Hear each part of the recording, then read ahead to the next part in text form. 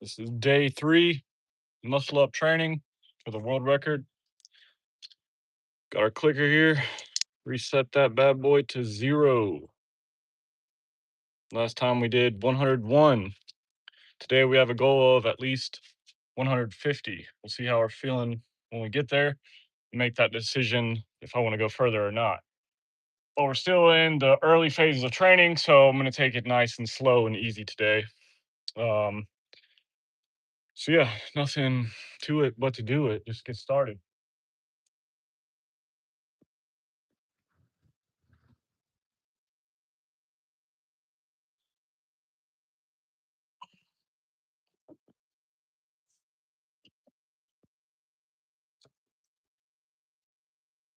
I can already tell the bar being wet's going to be a little bit of a setback. That's all right. It's a nice, cool, rainy day. So at least we don't have to worry about the sun. We don't have to worry about heat. Just going to take a second to get warmed up here. And yeah.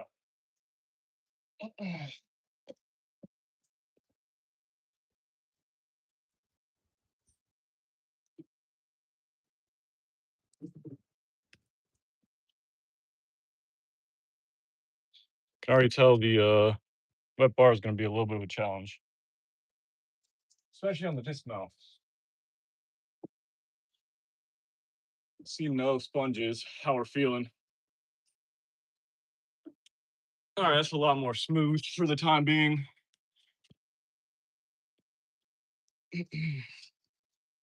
Supposed to be raining here in a minute though, so we'll see how that goes.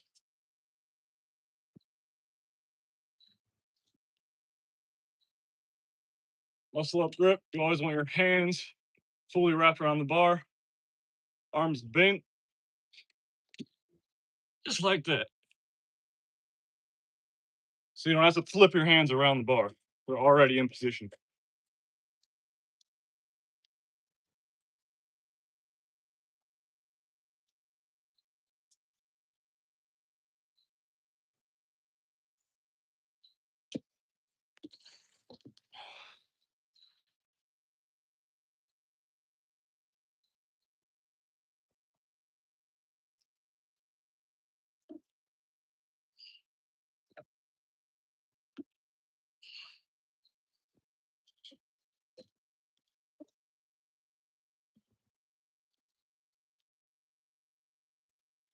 I'm from North Carolina. What about you, Lazy? How's it going today? Oh, lazy. Oh, North Carolina, United States. What about yourself?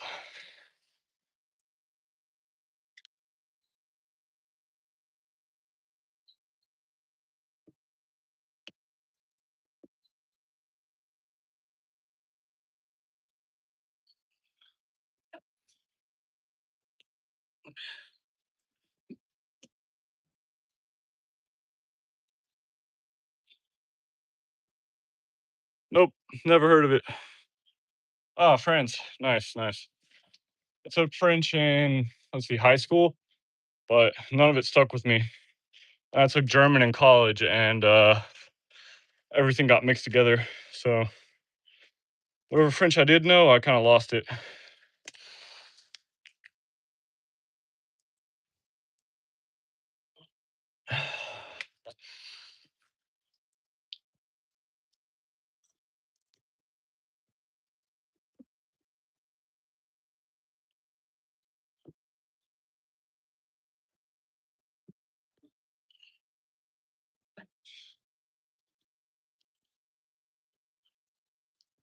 What's up, Victor? Day two already happened. I don't think I posted it, but I need to make it public. Yeah, day 2 I made it to 101. So today the goal is at least 150. Still a light, easy day, but yeah, trying to ease myself into it. Don't want to get injured pushing too hard too soon. So yeah, it's all about just getting my mind and body prepared for the real training that is to come. But yeah, day 2 was a breeze. It went by relatively easy. Today it's a little rainy, so at least it's not super hot out here.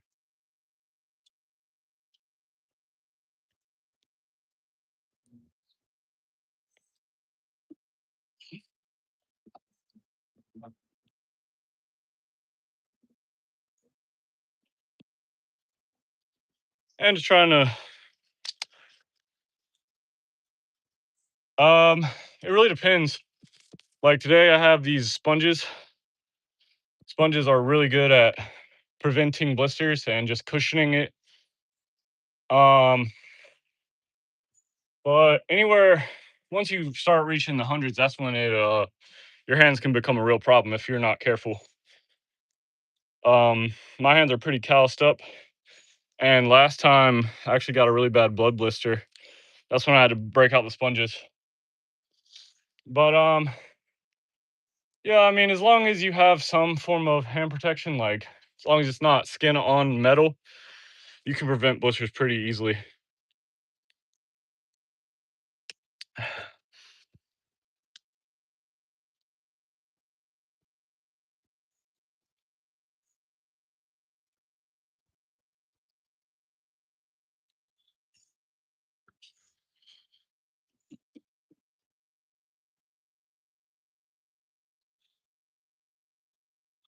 These are Flex X like hand pad gloves.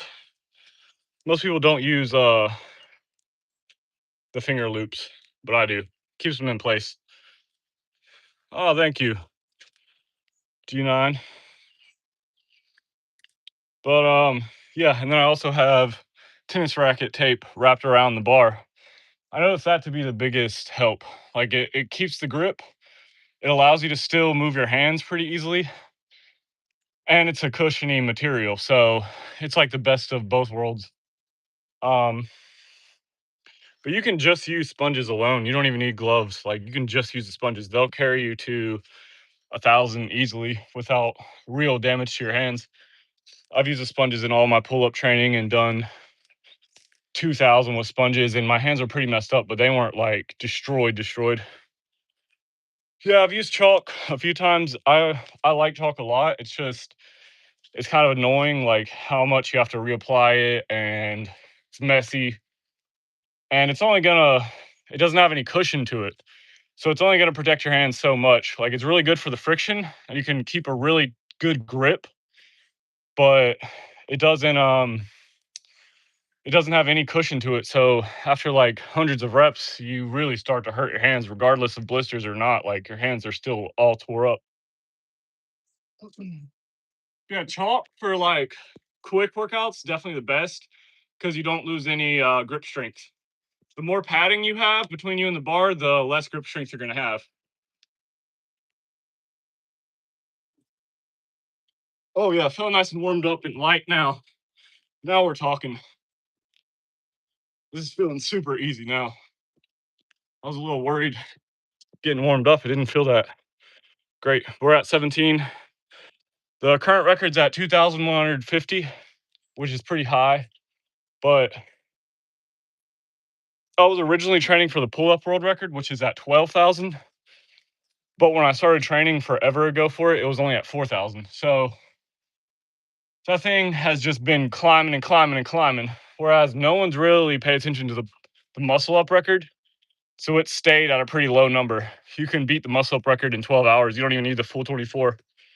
Um, so I'm trying to get it before someone comes along and smashes it to pieces, because there's definitely like gymnastics dudes, people who are really good at calisthenics who could absolutely smash that record. They just haven't paid attention to it. So I'm trying to sneak in there and grab it before they do. Because 2,150 is really not that much. I've done that many pull-ups pretty easily. If I can just translate it to muscle ups, it should be no problem.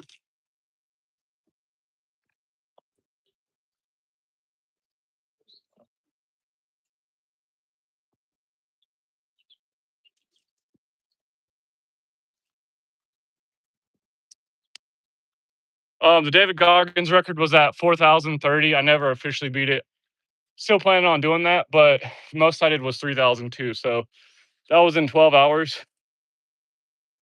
Um, so I had potential to beat it, but I just never did. Um, and now it's like doing 12,000 reps in 24 hours of anything is pretty ridiculous. So even if a muscle up's way harder than a pull up, it's uh it's way less numbers to worry about. So more time for a break, more time for cooling down. You feel less rushed. If you can reach a flow state where you're not rushed, this becomes relatively easy.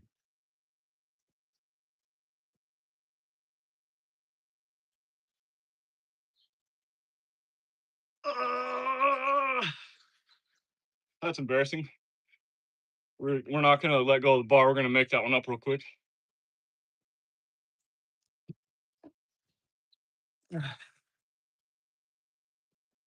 So what happened there was my hands were not in the correct position, so I couldn't get them all the way around the bar. Yeah, I was well versed with David Goggins back in, let's see, like literally 12 years ago or whatever. I was reading all of his stuff, watching all of his videos. He wasn't that well known back then, but he was the record holder. So I was like really trying to tap into his mind and see what makes him tick. And I never expected him to get as famous as he did. Like I was blown away by how famous he got.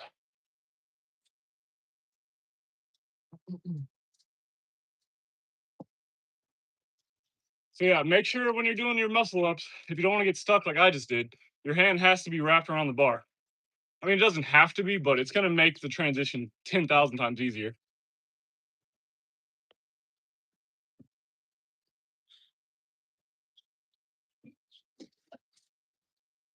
So we're at 22 and 12 minutes. I think I'm going to have to come out this hoodie. It's getting a little warm. But yeah, David Goggins, what a freaking animal, huh? That guy has something different in his brain. I think through Hell Week and Bud's SEAL training, like broke his brain or something. I don't know. Maybe he's just cut from a different cloth, but it seems like he's completely lost his mind and only cares about staying focused on, you know, on whatever task he has in front of him. He could care less about fun or enjoyment or anything.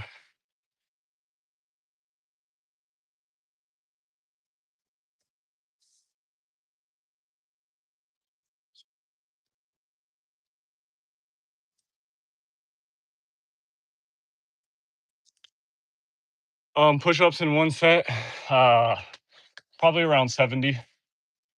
I haven't tested myself in a while. Now, it really depends on what you mean by one set because technically you can just hold the plank position and that's one set. As long as you don't like move your hips and come out of the push-up position. And you could just hold that for a minute and rest up and keep going. So I've never really tried like my absolute maximum of a set for push-ups in that way.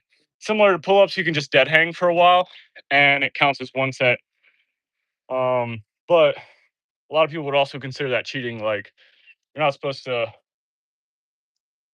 rest while doing one set, like if that makes sense.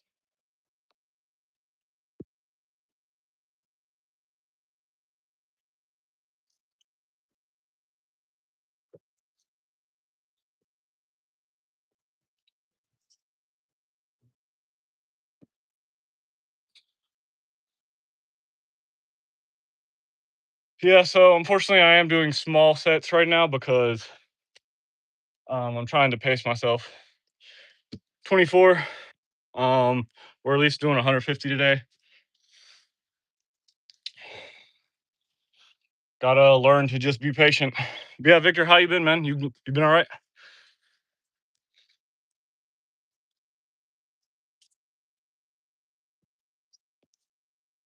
you're bored right now, this is your sign to do some push-ups. Anyone can do push-ups anywhere, so no excuse. Doesn't matter how many you do, just get your body moving.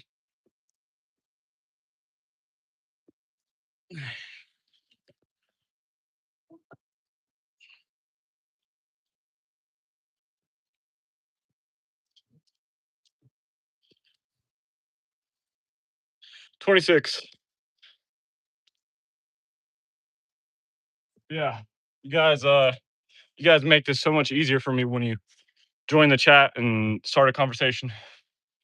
Yeah, I used to be a runner in middle school, distance runner. I never really got below a 6 minute mile. I capped out right there. But when I was in middle school, I didn't have any like healthy training, no healthy diet. It was all heart. It was no, I barely even drank water back then, which amazes me. So if I had like a more routine diet and training system, I definitely could have been a better runner. But that was just out of pure like heart. And yeah, running sucks. I'm not gonna lie to you. Until you get that runner's high, until you like get in the groove, man, running is miserable. But I am increasing my running routine right now because doing this for 24 hours is gonna require a good bit of cardio.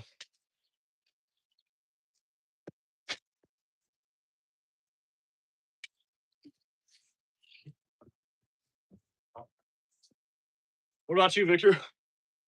How's your running? What's your best mile? I remember there's one kid who could run like a four or something, a 450 or something in middle school. I couldn't believe it. Yeah, I used to run a 5K every single day after school with my workout routine. I would do a little bit of incline with that, and it got pretty easy. But I always hated running. Like it was always one hell of a mental fortitude test. Yeah, that was actually my goal, Victor. Ever since I was a child, was to become a Navy SEAL. Believe it or not, I watched Bud's class 234. I think is what it was when I was real little. I didn't even really understand what the military was, but I watched that and I realized like, oh, that's what I want to become. And unfortunately, I just kind of lost my trust in the government. I didn't want to sell my freedom to them, so I never committed to anything military because I just, if I could trust the government a little more, I probably would have, but I just didn't have faith in them.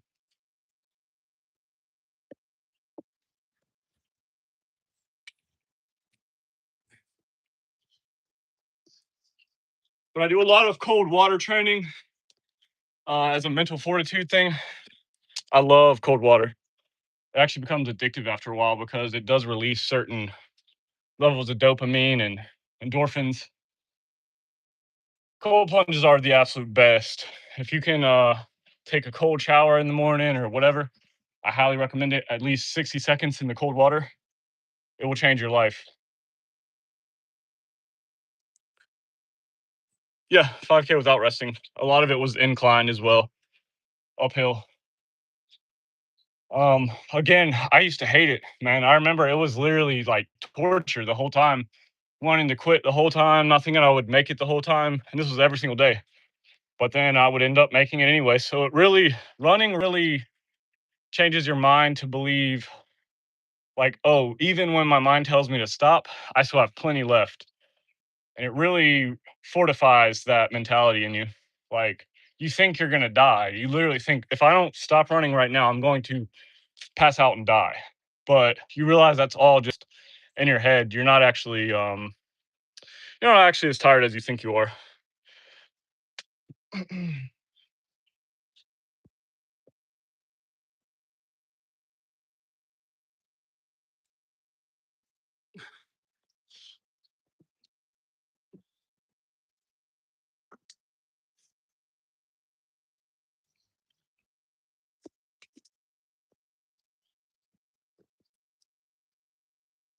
Well, with ultra running, it really comes down to just time on your feet because those guys are not going at a very fast pace. You simply can't maintain a fast pace for 100 plus miles. Now, people who do the 100 miles and they do it at a pretty decent pace, that is amazing. But for most ultra runners, it's more so just with withstanding the damage that your body takes. Like your feet will be completely destroyed. But no, I've never even attempted an ultra run, so I don't even know. I can't speak for them, but I do know they don't run at insane pace. It's not really about cardio. It's more about taking the damage and keep moving forward. But it's the same concept as a 5K. You know, you want to stop, you simply don't. Um, but yeah, for ultra runners, I think it's really important they just get enough steps in per day, and as long as they're on their feet, it trains their feet to be able to withstand more damage. So you don't even have to be running; you just have to get enough steps in, and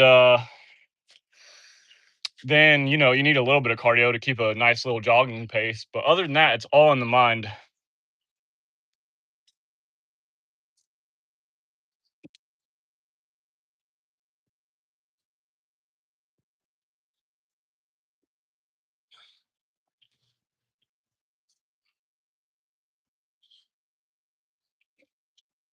Well, I'll probably get into something like that eventually. 35. I'll probably get into some ultra running eventually. Just for the mental fortitude test. It's just dangerous to get addicted to that kind of stuff because it really will destroy your knees, destroy your feet. It takes like literal life out of your body, shortens your lifespan of your joints and stuff. So, I mean, I don't know if that's really worth it, but I mean, here I am doing something that's really challenging to the body. So, who am I to speak? But it's scary how like David Goggins literally dissolved his knees from running so much. He didn't even have knees there, it was just bone on bone. It's like, damn, dude, is it worth that? I guess so. I guess it's worth it if you're trying to be one of the toughest people in the world. That to me is crazy. Dissolving your knees away is insane.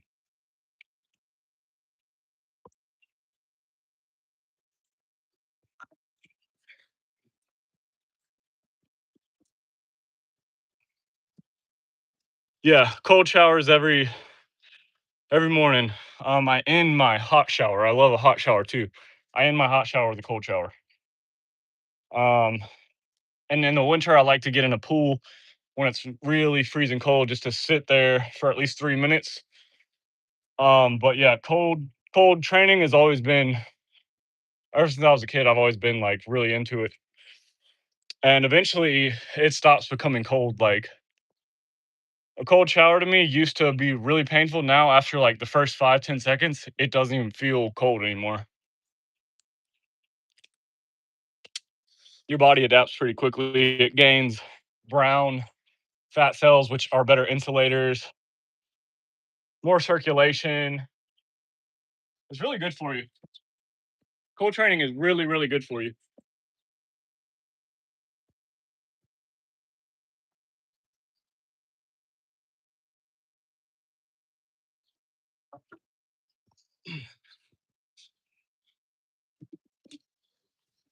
How about you, Victor? You ever no, not right now, Victor.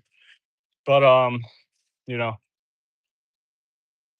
there's a there's a potential.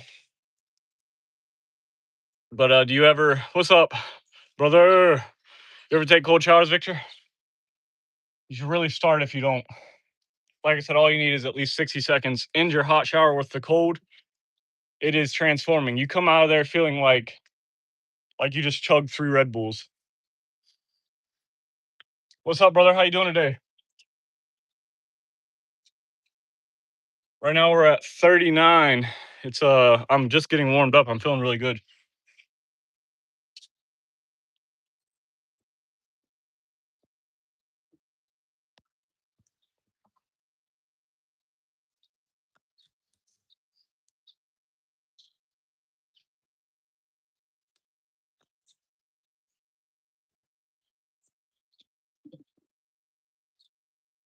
The problem with nice. Problem with cold showers is you have to be in a somewhat cold environment to do any cold training. Like your shower only gets so cold when you're in a really hot environment. That's why I love the winter. It opens up so much more opportunity for all kinds of training.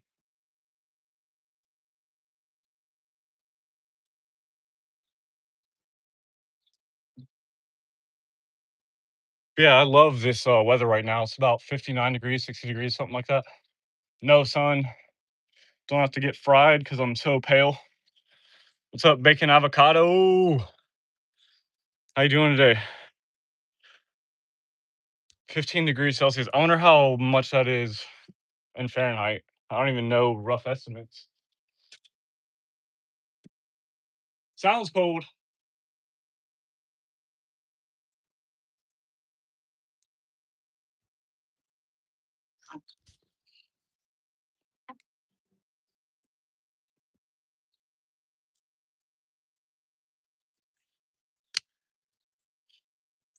The goal today is at least 150, 150. I was gonna set the goal at 200, but I'm gonna see how I'm feeling when I get there. Um, because this is still early phases of the training. I don't want to push myself too hard.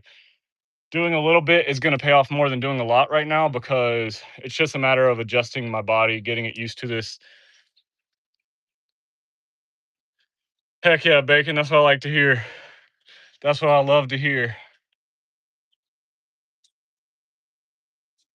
I feel like for muscle ups, you don't even need perfect form. Like they're impressive no matter how you get them done. As long as you end up on top of the bar, fully extended, like it's a muscle up.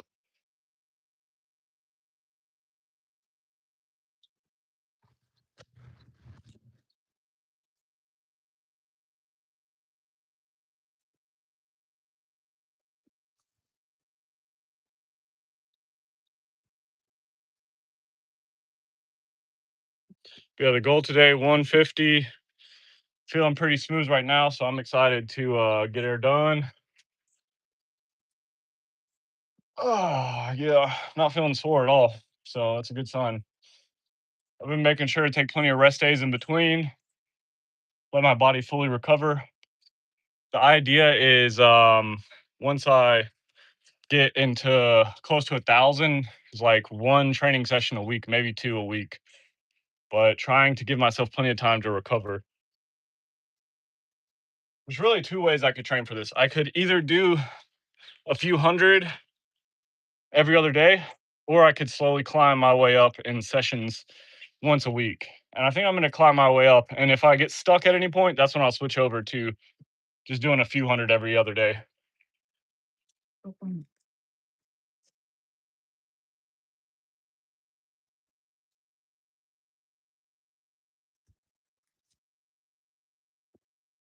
it's already feeling like I could maintain this pace for a long, long time. So, so then it's just about the mind games. Yeah, slight, definitely slight, easy work. I mean, 45, I'm almost one third of the way there, and I literally haven't even felt like I've done anything yet.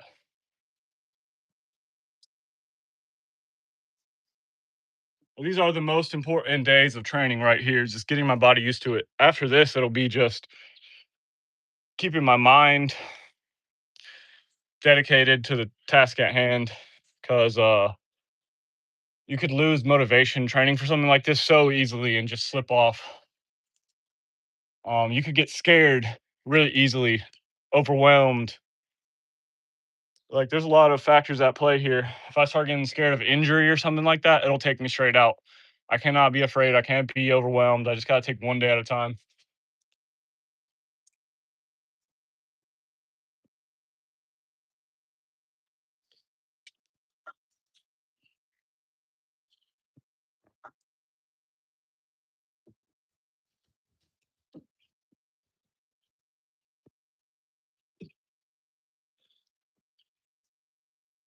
Yeah, 5 muscle ups bacon. That's such a crazy start. Like once you can do 5, you could really push that to any limit you want to.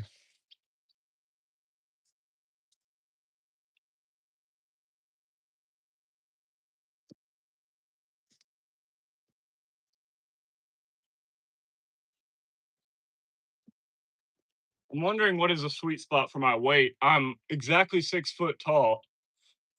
So I'm wondering like what weight should I be at to be most optimum for this record because I don't want to be too I don't want to be too scrawny for this, but I feel like every pound counts. So it's like, how much muscle do I need in my upper body? And how much weight can I cut to make this as easy as possible? Yeah, what's up, Andy? Um, can I do? Yeah, I can do a one arm pull up with my right arm, not with my left. So I got to get that evened out. Um, and it's really bad form. Like my legs will go kicking everywhere, and I'll be twisting around. It's not a good form, but yeah, I've unlocked it multiple times and then accidentally lost it because that's something. If you don't train that, you can lose it really easily. I would do one for you right now, but I feel like it would take a lot of my energy out of this training session. So I'll uh I'll definitely give you a demonstration at some point. The one arm is relatively easy to unlock if you can do other pull-ups, but you have to train it. You have to dedicatedly train it multiple times a week.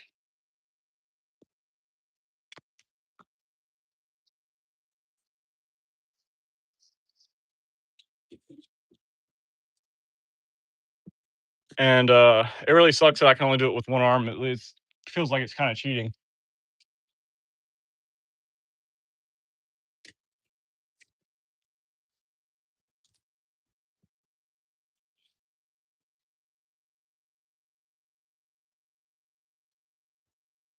And I don't even know how my left arm can't keep up. Like it's not like I train my right arm more.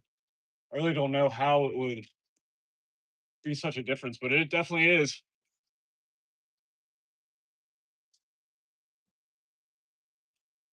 A chin up is like this, and it's gonna work mainly biceps.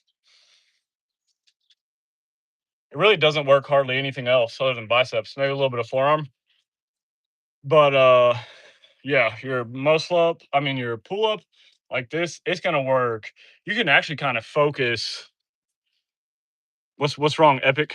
You can focus which muscle groups you use. I noticed that the first time I ever did 3,000, I could switch if my back was getting really sore. I could switch to more bicep by just focusing on the bicep. Or if my biceps were sore, I could switch to my back. So you're using a ton more muscle groups for pull-ups, and that allows you to diversify where you're spending your energy. You can also change your grip to diversify it more. But so that's why I've always like I started really good at chin-ups, but then I switched to pull-ups because I realized how many more muscles I can work. And obviously, if you can work more muscles, like that's a better use of your time. And then you add in a dip on a chin up or on a pull up, and that's a muscle up, and it becomes a full upper body workout because then you're working chest as well, chest, shoulders, everything, core.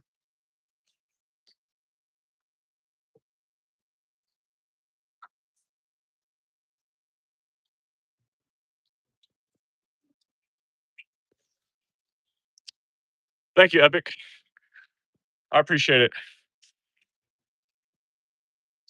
Yeah, for abs, the best thing is one of the best things for abs is just getting on the bar and doing these. However you want to do them, you can add a little twist in there. That's the best thing for abs. But you can also do all kinds of variations of crunches and sit-ups. Thank you, Nectar. I really appreciate that. So many people love to point out bad form, but I appreciate your compliment. It means a lot. Momentum. Yeah, literally. People who can do really slow muscle ups are really impressive though. They have a super strong core because to be able to get to this point and still work your way over the bar slowly, that's a real challenge. So I do use a good bit of power from all of my pull up training to help me get here and make it easier. Um, but yeah, someone with a stronger core than me can go super slow and transit. I don't know how they do that transition. It's crazy. But doing weighted pull ups, will increase your power, and then you can get over the bar a lot easier because you have more power pulling yourself up. But some people do a crazy swing, which is insane. 51. So we're over a third of the way there. What's up, Asho? Where are you from? Asho Kumar. That's a cool name. Jaden was good.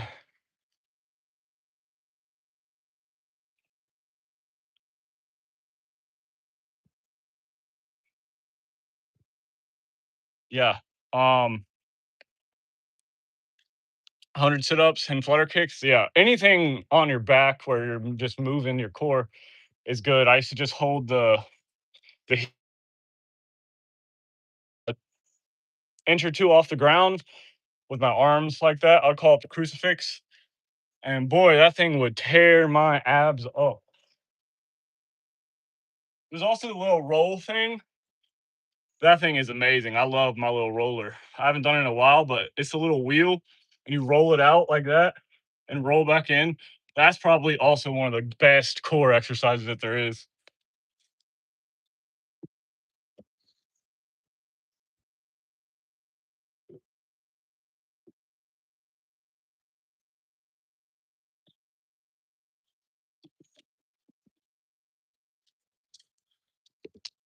53.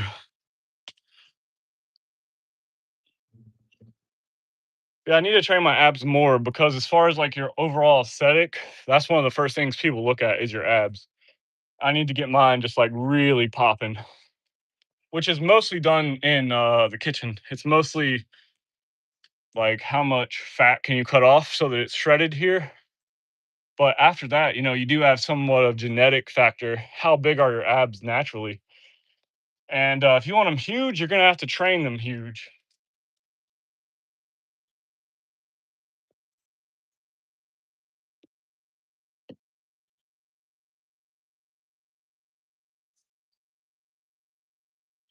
And muscle ups actually train your abs a good bit. So do pull ups if you do enough. You'll feel it the next day.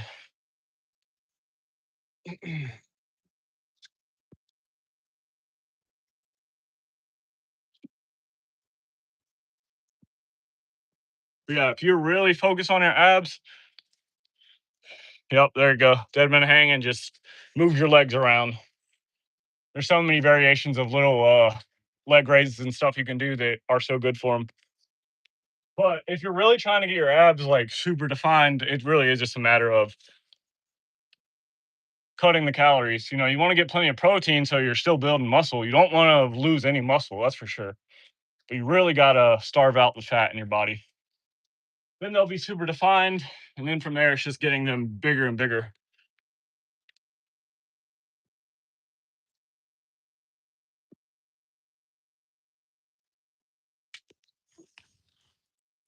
Ooh, that didn't feel great.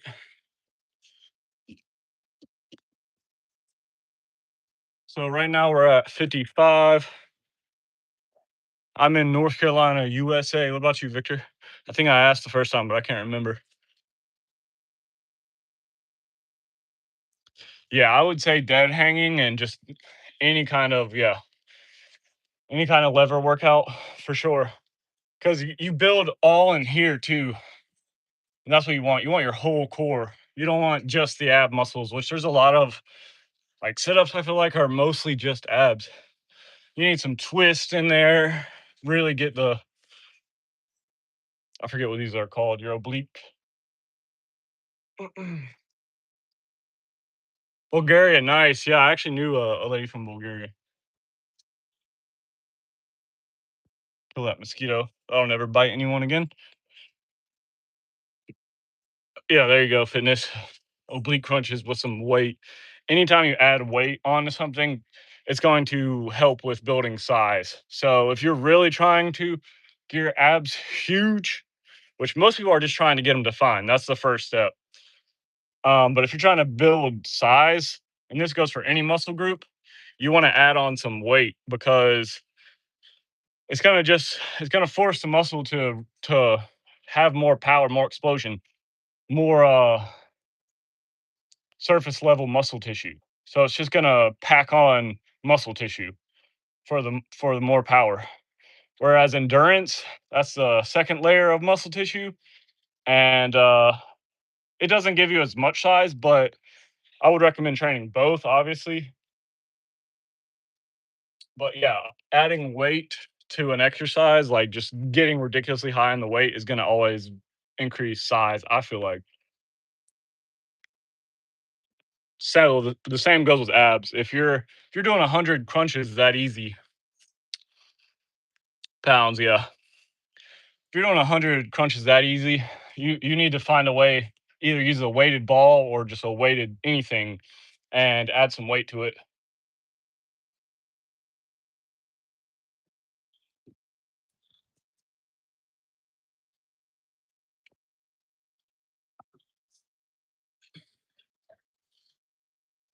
I would go for more right now, guys, but I'm just trying to keep my form steady. We're at 56. Not trying to rush it right now. Trying to just build the patience in the mind as well. That's why you guys are so helpful when you pitch in a little bit of chitter chatter. It really helps it go by so much quicker.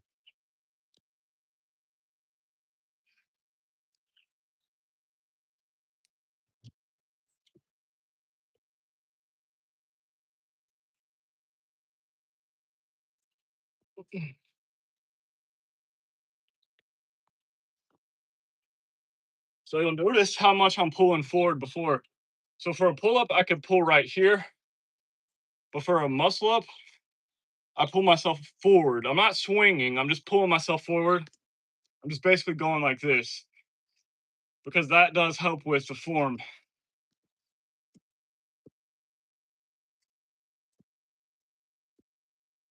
Because the bar is actually kind of wet right now, and I was using the sponges, and I just couldn't get a good grip. Wet sponges are no good, I guess. Does not work the same. Let's see. Let me try a little set.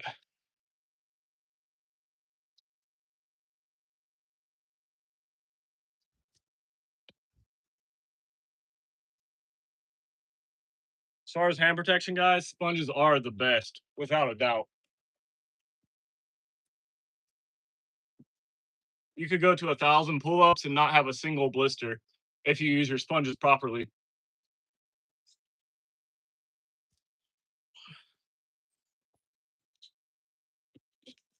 Just feel smooth.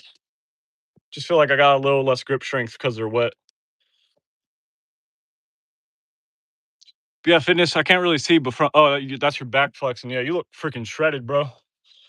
I can already tell you're putting in the work.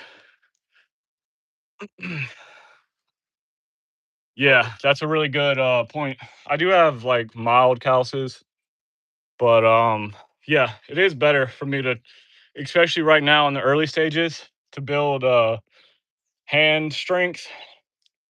But honestly, what happens with calluses is they build up until they tear off, and then once they tear off, you're basically starting from square one. So your calluses only are as good as they last.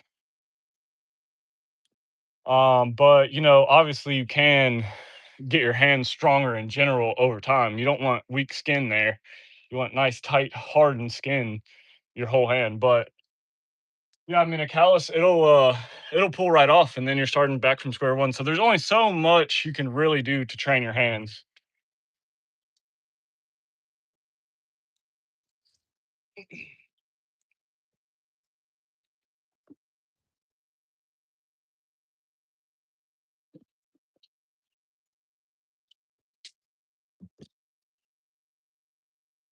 And these gloves are the best for the wrist. That's the main reason I'm using them, is just to keep my wrist nice and strong. But I should probably honestly go for a few sets without anything, just like you're saying, to really strengthen the whole hand and wrist system. The last thing you want is something like your wrist going out when you're training for something like this.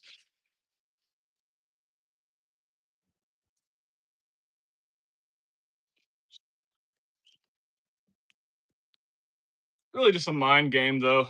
Everything about these types of records are all in the mind.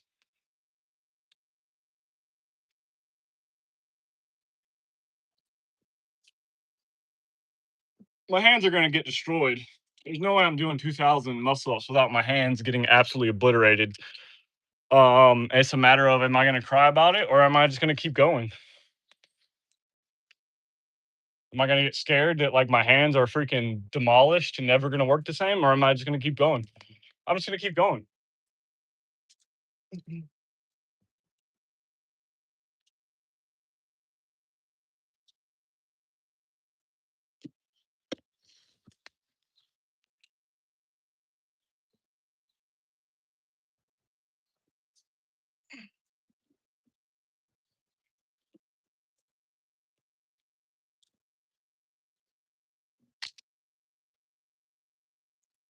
Yeah, I try to do my weighted vest pretty often, but right now I'm just doing muscle up, so I haven't used it recently. But that's what I feel like got me that extra little bit of power.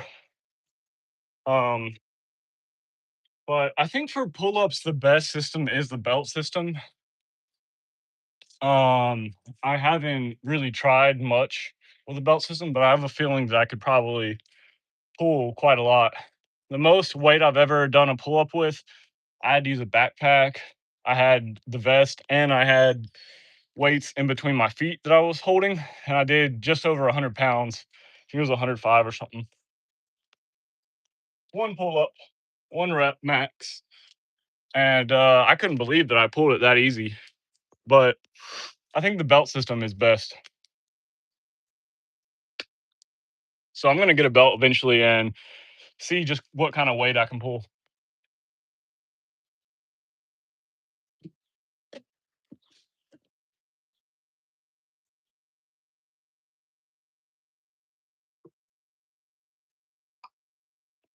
Ugly form right there.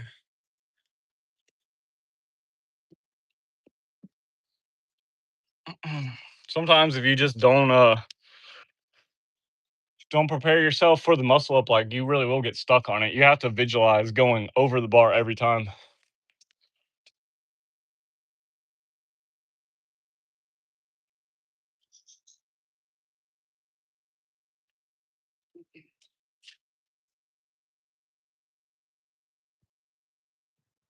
So you can see even with the padded gloves, my hands are taking quite a bit of damage. And that's mostly from the dismount. When you drop down fast to save energy, there's a lot of friction involved where you catch yourself at the bottom suddenly. That catch all builds up right here. Boom, you catch yourself. I got to figure out a better way to dismount. I almost wish there was like a trampoline behind me and I could just flop off onto the trampoline on my back or something. Yeah, I try to read every day, but it depends what I'm reading. I don't like fiction. I can't read fiction. I like science. That's what keeps me interested. Science, philosophy, religion. That's what I love to read about. If you hand me a book and it's like some fictional story, I'm gonna feel weird reading it. Like I could make up my own story if I wanted to. So fiction has never been that intriguing to me. Plus, I just don't think I can really get in the imaginative zone that you need to be in. Like everyone always says, "Oh, the book's way better than the movie for everything." For every movie that's had a book before it, they say, "Oh, the book's way better than the movie." Is it though? Maybe I'm just not like a dedicated reader.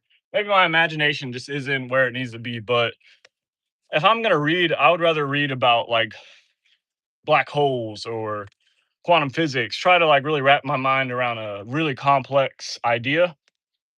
That's what keeps me interested. That's what gets me reading. As far as like just reading some made up scenario, I'm like, this is kind of boring. I'd rather exercise my own imagination and make up my own story.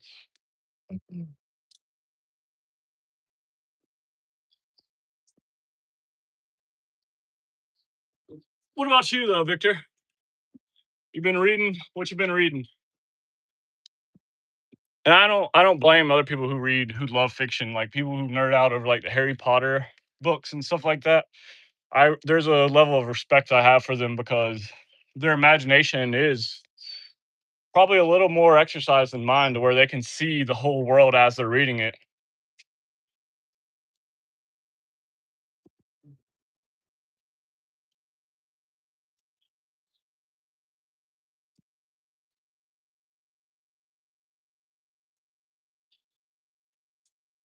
Yeah, I don't know. The beard, a little red, huh? Um, my hair is a little wet, so you can't really tell how blonde it is. But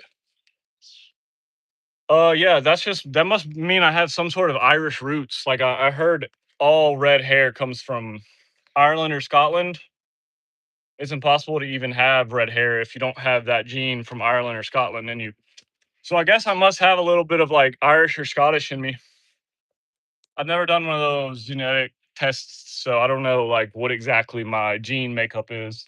I don't really care to be honest, but um, yeah, I guess that's a sign. If you're seeing red, which I guess there is some red in there, I guess that means there is some Irish in here.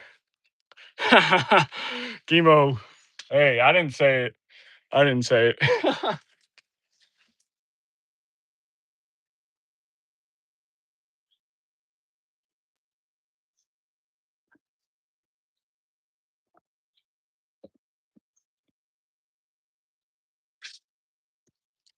63. But nah, Victor, do you read? What you been reading?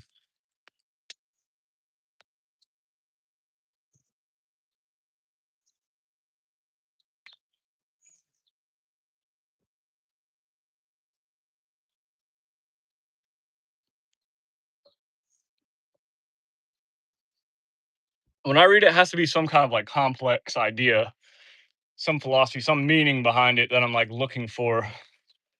That's the only thing that really keeps me interested.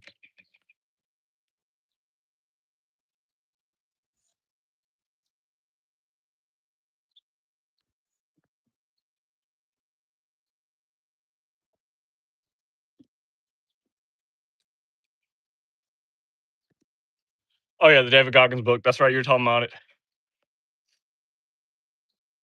David Goggins, man, what a weird specimen he is. What a weird specimen. He was like 300 some pounds,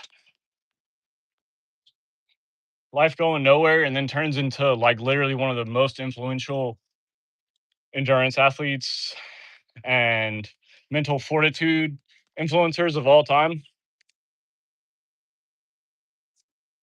He was just a regular guy, 300 some pounds, and then turned his whole life around, complete 180 into ultra discipline mode. And that's what I think the beautiful part about all human beings are. We don't all share the same talents and gifts, but we all do have a level of discipline, a level of dedication and commitment that we could tap into and really achieve whatever our goals are. So, whatever your goals are, just understand you have the human spirit in you that can grind it out until you are at the top. That's the beautiful thing about being a human being. You may not be the smartest, you may not be the best looking, genes might not be in your favor, but as far as just having the pure will to do something, every human has that inside of them. It's just a matter of are you unlocking it or not.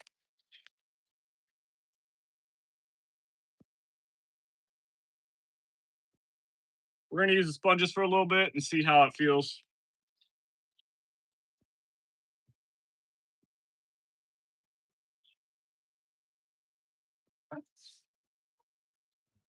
Yeah, it feels a lot easier. We're going to use the sponges for a little bit. The thing about sponges is they give you so much more ability to twist too.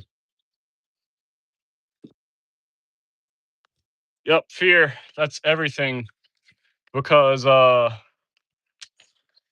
fear of failure, that's a big one that holds us back. Just fear in general, exactly. If you can learn to mitigate fear, use it as like a propellant instead of a limiting factor, then you can go anywhere in life. Existentialism, yes.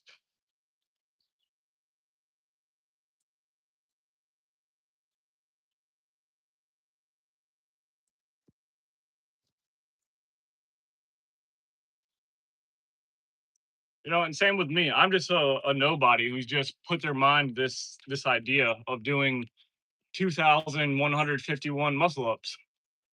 That way I can say I've done something no one else has ever done before. But I'm just a regular guy. There is nothing special about me at all, other than I'm a human being, and that's pretty incredible.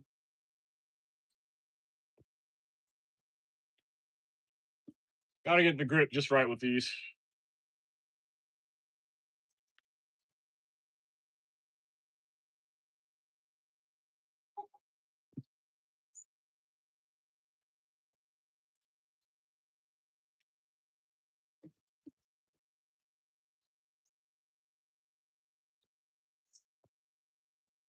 Yeah, I will, Doa. Is that how you say your name? DOA? Doa? I will work on that one of these days. I'll do a lower rep, but right now, like, I cannot focus on like really perfecting that level of form right now because it'll just take too much energy. Right now, I'm just focused on the number, and I'm at 66. Yeah, Victor, I guess you got a point there. Like, there is a certain there is a certain level of genetics you can have to help you get a head start in life.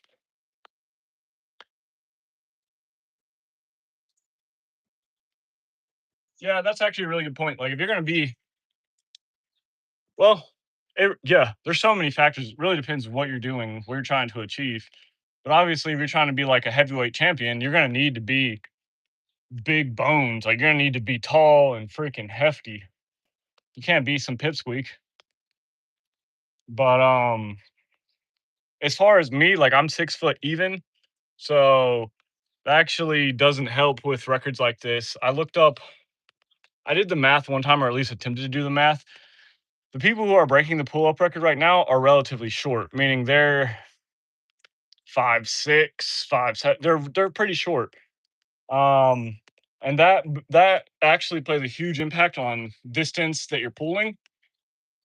The difference between me doing 12,000 pull-ups, which is the current record, and the guy who has it doing 12,000 is actual miles of pulling distance.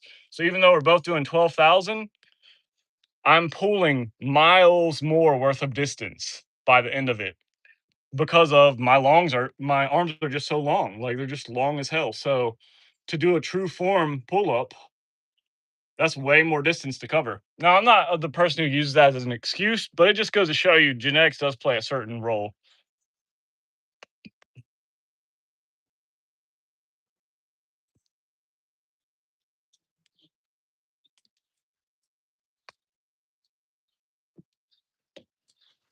Yeah, genetics actually does play a huge part in a lot of stuff. But regardless, you can push past your genetics and achieve anything.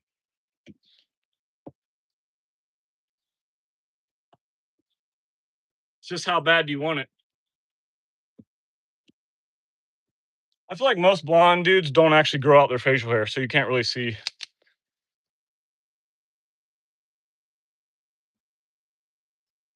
Yeah, yeah, precisely, Victor. 100%. Can't can't have any weaknesses like hair getting caught up in something, or it's a definite like limiting factor when you have long hair. Even though I can tie it up pretty neatly.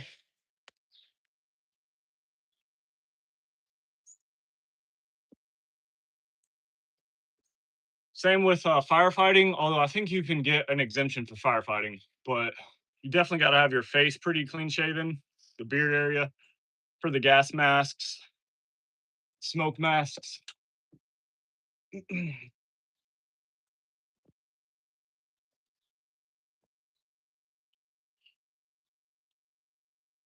Yeah, that's something I've actually really considered going into firefighting. Just seems cool. And that's another thing that David Goggins got into, but he went on the elite level, of course, being the elite human he is. And he is a what they call like smoke jumpers. So he jumps into like four. I'm definitely special, rookie. Definitely. I've come the longer I live, the more special I realize I am. Like, my brain has definitely got some screws loose in it. But yeah, smoke jumpers, they jump into out of airplanes into like forest fires and try to stop them. Nice. Full blown Samson mode, brother. Yeah. There's something about growing your hair. It's just it feels cool. It feels cool. You grow almost attached to it, like it becomes a part of you.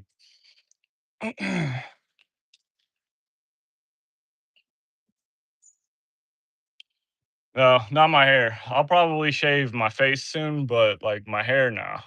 I can't see me cutting it. Definitely not shaving it. It needs a healthy trim just so it can get longer. But yeah, your hair is like a freaking it's like a symbol of your strength almost.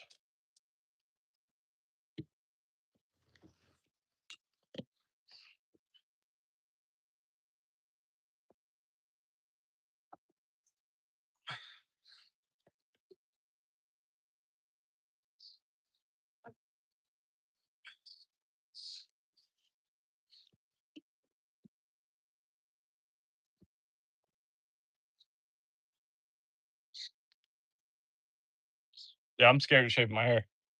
Don't think I could do it. But if I absolutely had to, it'll grow back. But becoming a firefighter, I don't know what they would if there's an exemption I could get. I've seen firefighters with long hair, so I assume there's a way around it.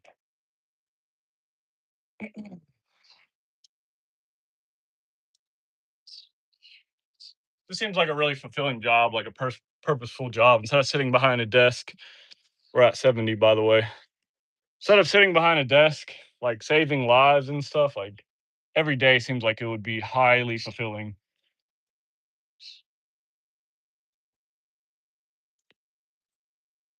And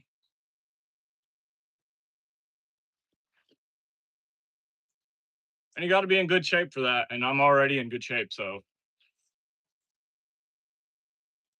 I feel like it is the move. It doesn't matter. Will they let me keep my hair? We'll see.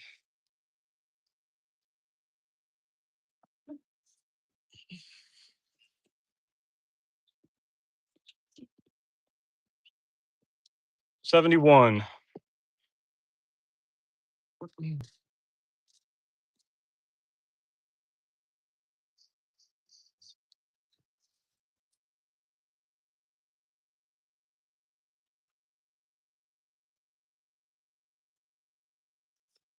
Yeah, I know. I could never grow my hair when I was little. Like it always got to the Justin Bieber phase, and my dad would make me get it cut.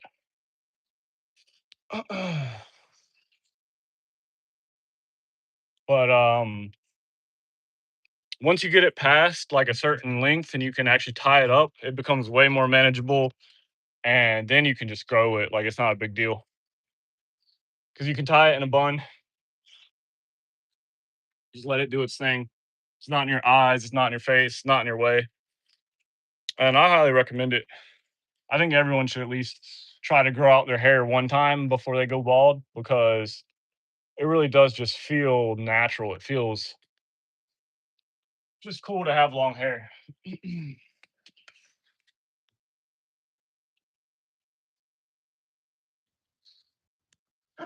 Like I feel like a king. Makes you want to pillage a village. Not really anymore. I used to.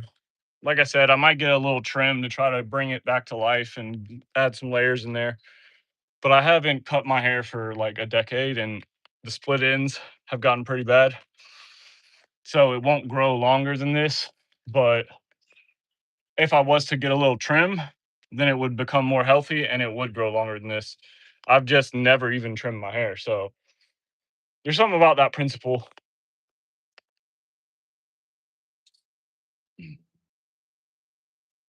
Got a nice little drizzle coming down. Feels great out here, guys.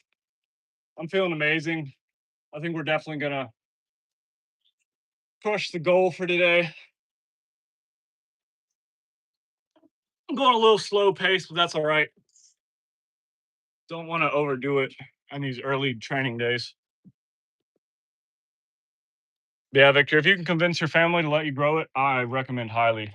Because one day we're all gonna go bald, you know. Some men go bald earlier than others.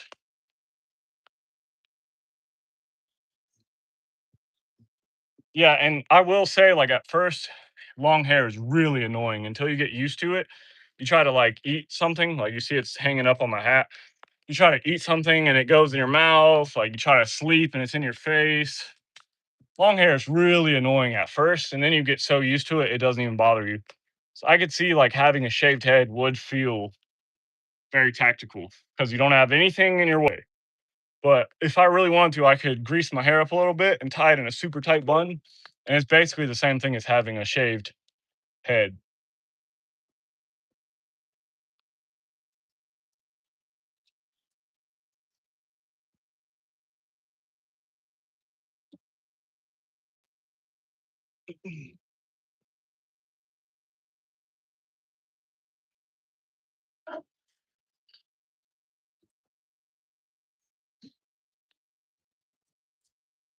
Sorry guys, I know the one rep at a time is boring as shit, but gotta gotta train my body and my mind to just endure the long run. Yeah, literally like choke to death on your hair or something. In the heat, it's also very annoying, especially if there's fans blowing on you, it'll blow all in your face. It'll teach you patience. I've learned that too. Like there's a certain level when you learn to just let your hair be in your face, in your eyes, your mouth, and just stop caring that it's even there. It kind of like teaches you this next level of just stoic patience that you don't even care that there's something bothering you right in your face. You're just focused on whatever you're doing.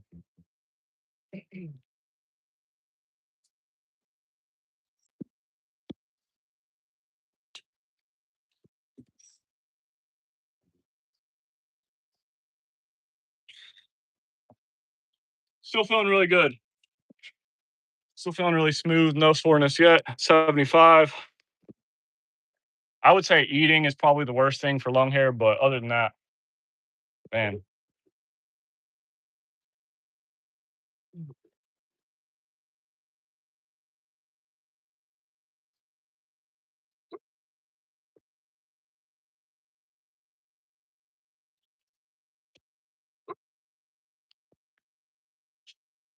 barking at the mailman.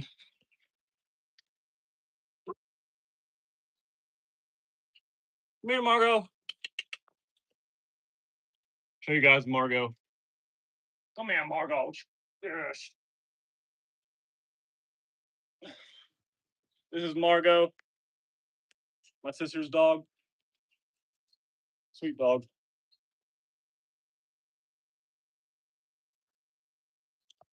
Right now I'm in between jobs, Victor. Like I said, I might go work for the fire department. But right now, like this is my job. I take this very serious.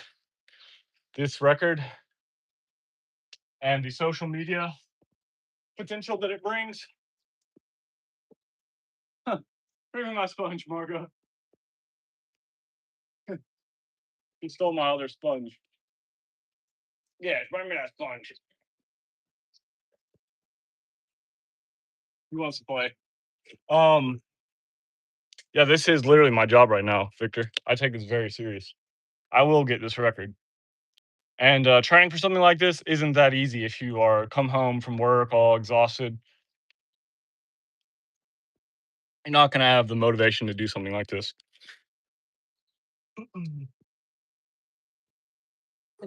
Bring it here. Crazy dog.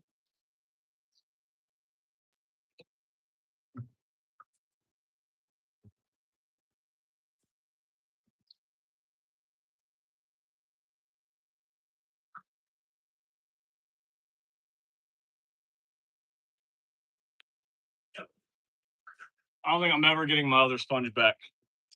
Luckily, I have extras.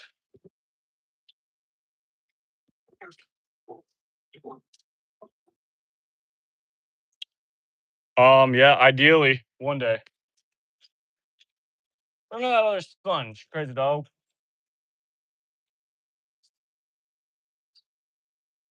Ideally one day, Victor. That's every man's dream, right? To eventually have a nice family.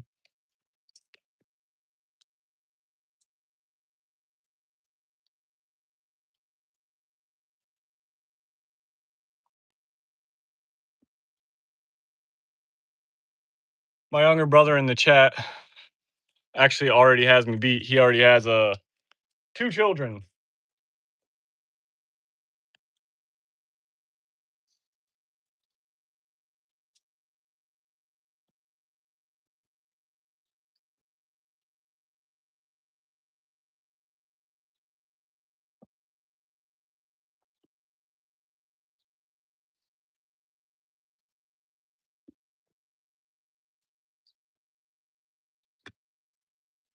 76.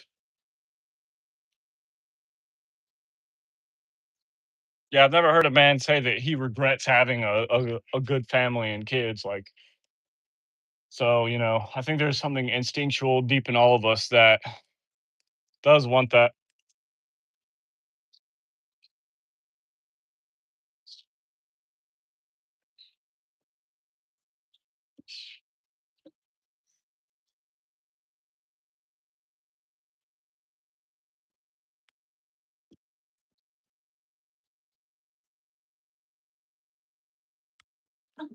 Ooh. My sponge slipped out, so that's why that rep failed miserably.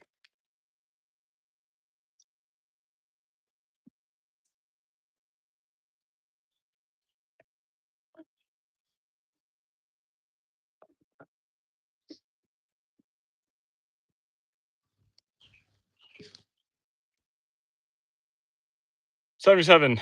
How many can I do? Um, let's see. I think the most I did in one set was 8. I haven't tested that in a while though, so I'm excited to see in a couple days after this training session, see if I can at least do 10. But really, what I'm training for is a 24-hour record, so it's more of a mind game. Because even if I like couldn't do one right now, I could rest for a minute and be able to do one. And it's just a matter of doing that over and over and over and over again. Um, so with the pull-ups, I would push myself to about 6 every minute, and I wouldn't be able to do another rep until I waited a minute, and then I would be able to do another 6. You just keep doing that over and over again, and your body gets adjusted to it real quick.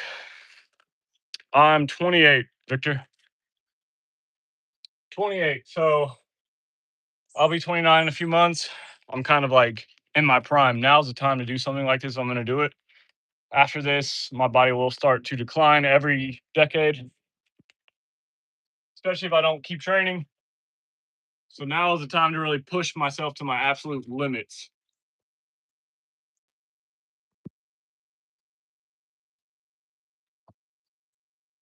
I have my whole life to build a family, to build a career, to build everything. But if I'm going to really push my body, I only have a few more years left in that. So you got to use your time wisely on this earth. That's for sure. Got to use your time wisely. I think 28, 29, you're right at your prime as a man. Like once you're at 28, 29, like you're wise enough and your body is still young enough for anything.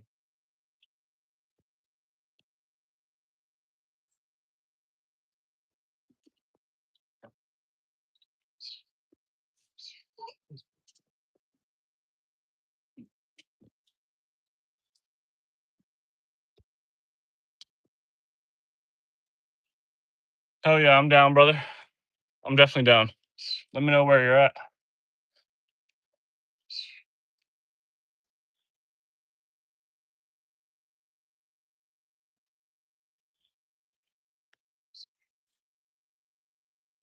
Right now, I can feel this the most right here in my shoulder.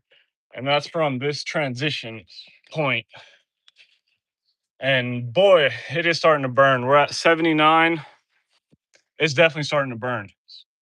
Um, Once I have my shoulders like as strong as I have my biceps and my back, then this record will become easy. That's essentially all I'm doing right now is training my shoulders to get used to the endurance that it's required. Once it's at the same endurance as my biceps, it's game over. This record will become the easiest thing in the world. I can do 2,000 reps easily.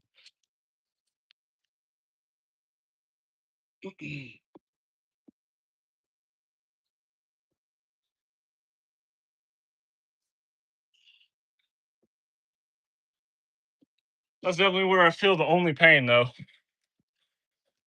80.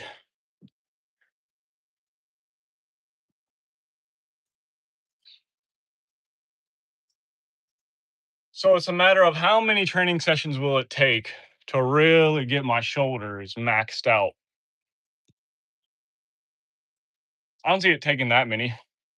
Your endurance can increase really quickly. Your long-term endurance, that is, your overall power, raw strength, and your short-term endurance, those take a lot more time to build than your long-term endurance because you can actually switch your first layer of muscles, which are power muscles or raw strength muscles. You can switch the first layer of muscle tissue to the second layer of muscle tissue really easily. You can't reverse it back though. And to build raw first layer, raw power, you have to build it from scratch. You have to eat plenty of protein. You have to lift heavy enough. Building it from scratch is a lot harder than converting it from one to the next. So I can increase my overall endurance a lot quicker than I can increase my one set max.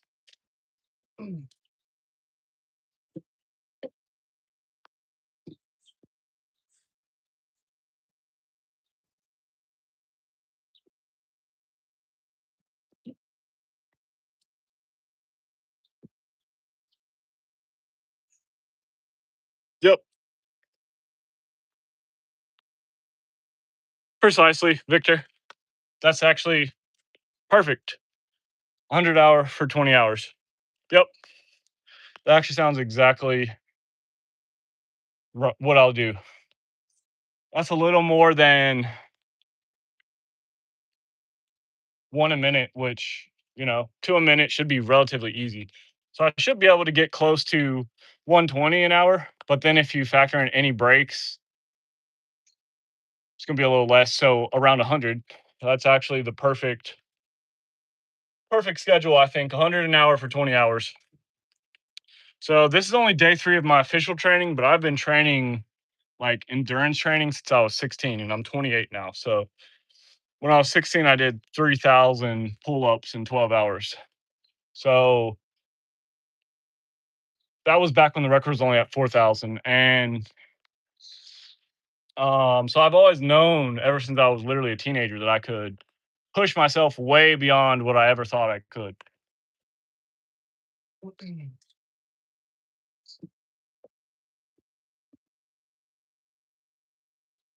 But as far as muscle ups go, I've only been training them a few months. I just built this bar a few months ago, and I was barely able to do one, and that was like one, and then I'd be fried for the whole day. Now, obviously, I'm at 82. I don't even feel it. Um, so I've increased my muscle up endurance significantly in just a few months, but I haven't really been trying to push myself for the long term endurance. I've just been trying to build the power required to do one or two or three. And the most I can do in one set is about 8, probably a little more, closer to 10 now. But right now, I'm just focusing on one at a time and building the mental fortitude that it's going to require.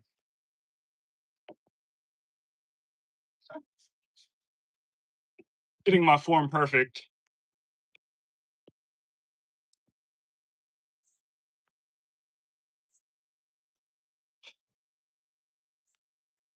10, that's crazy. That was so long ago. Yeah, you would have been 10 when I was 16.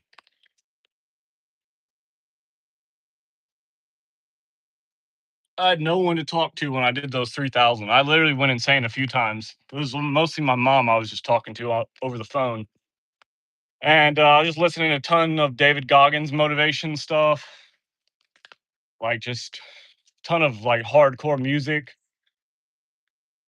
You literally go insane after a while, that's for sure. I remember making it to 2,000 on that day and thinking like, this is ridiculous. There's no way I'm doing another 1,000. But I did.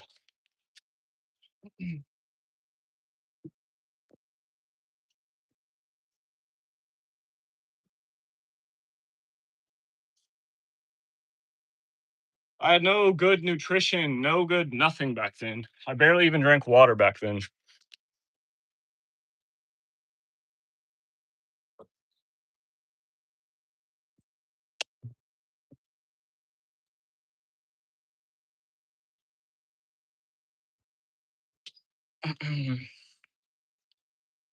Yeah, so Peter, I do believe like 2026, I do believe the world is slowly merging into like an online reality. So I think there's a ton of potential in the internet no matter what you're doing. If you're selling a product, it should definitely be sold online. Like if you're doing something that's interesting, it should be displayed online. You have to get some form of online engagement in order to really propel yourself in this age that we live in now. Hell yeah, brother.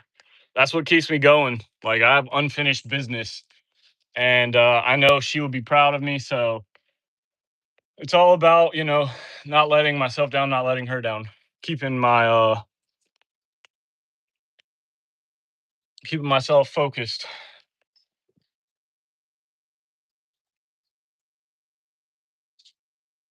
Yeah, precisely, Victor. Once your mind knows like that it's not even in charge, that your spirit is in charge, it changes the whole game.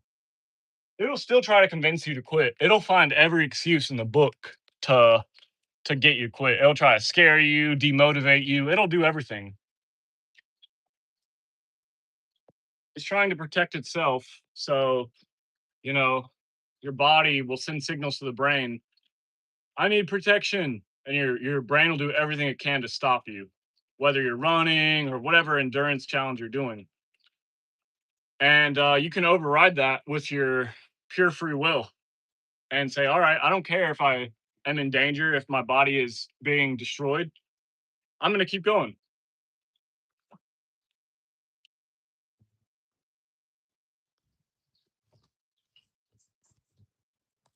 Once you learn to override your mind, you're in a whole different league. 85. Yep. The online age, like hop online or get left behind. And then there's the whole AI aspect of things. Like, man, we are living in a weird transition of human history because our whole existence for thousands of years has not been anything technological. So it is a definite weird transition. It's so weird that I can talk to people around the world. Like Victor's in, are you the one in Bulgaria? Who's in Bulgaria? Um, but to be able to talk to someone in Bulgaria right now, that's insane. I'm here in my backyard in North Carolina and I can just talk to you. That's crazy. What do I think of AI? Whew, I think a lot about AI. I don't know. I don't know if it's just gonna plateau and just be a normal tool that we use, or if it's going to evolve into something scary and be like the end of the world. I really have no idea.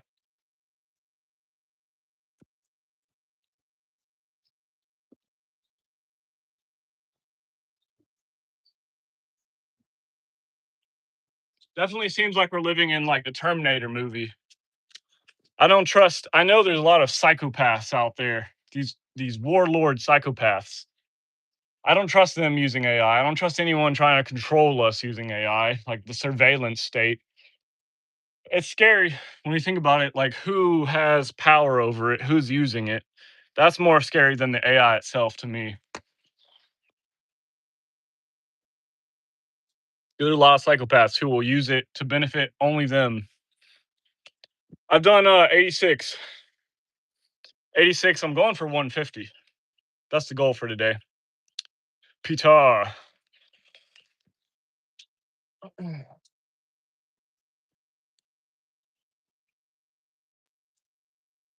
Oh,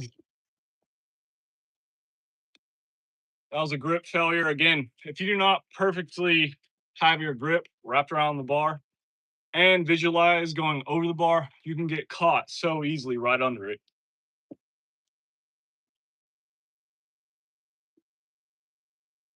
That's not good. Because it's raining, the bar is a little wet, so it's a little more slippery.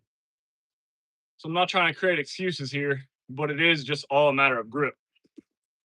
So I'm gonna have to take away the sponges for now because wet sponges just don't help with the grip. Like they're too wet and slippery. I mean, no, not really. This is the only way I train my forearms. But there is a lot of different forearm training you can do. When you're doing challenges like this, you can really get bad tendonitis in your elbows. And one of the best ways to prevent that is just by doing basic forearm workouts. You can grab weight and like a stick, tie a stick on a rope to a weight and roll the weight all the way up. Just get those wrists popping and you can get your forearm stronger. But yeah, like I said, muscle ups are very, very dependent on the grip. So because it's raining out here, with that being said, because my grip's slipping, it's going to be a little more challenging, but I'm going to get there regardless. I got to take away the sponges.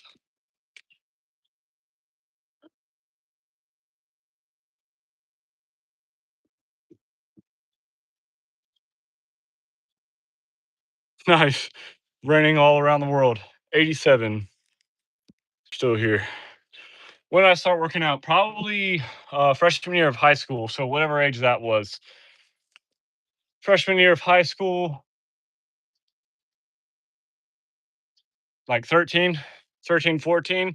I joined weightlifting class because I was a skinny toothpick. And I was tired of being a skinny toothpick. I never looked back since. Feeling the progress, the results has always motivated me to just keep going, go harder, go longer.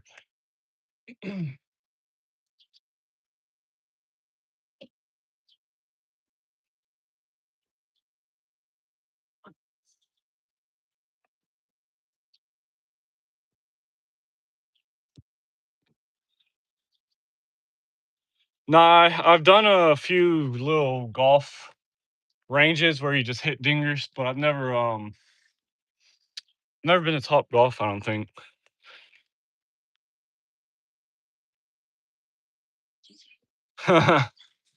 Yeah, that's another thing where like mastering your form is the whole thing is mastering your form.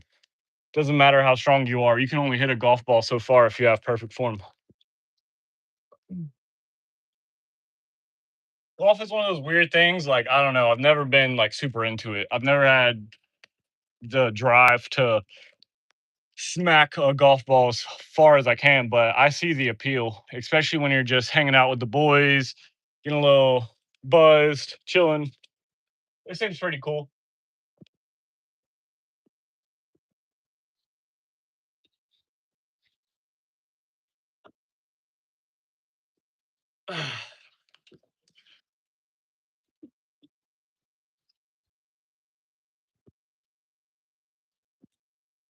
Yeah, my biggest interests are philosophy and religion, Peter.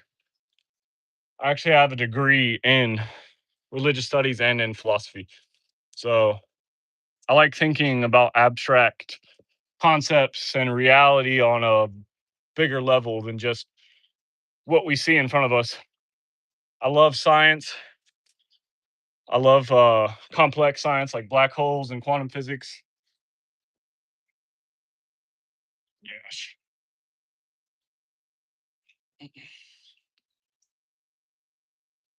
What about you, Peter?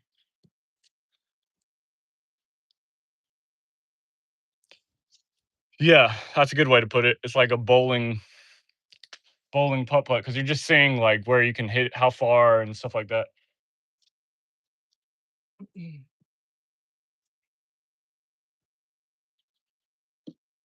So I can definitely feel this in my triceps now because of the dip at the top. Boom! I'm feeling that all the way through, and it's starting to burn a little bit. 89.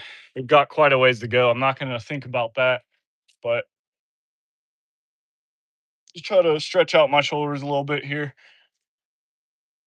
Yeah, what about you, Peter? What's an interest that you have that other people should look into, or I don't know, maybe it's just a weird interest that only you have? Interesting. Yeah, I didn't realize that. I didn't realize that you could play like mini games and stuff. That's pretty cool. The golf place I went to, it was just like measured distance, and we were just seeing who could hit it furthest, pretty much.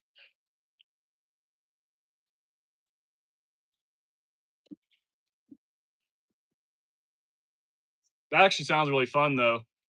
Like a Mario Golf setup. Man, Mario Golf is actually really fun.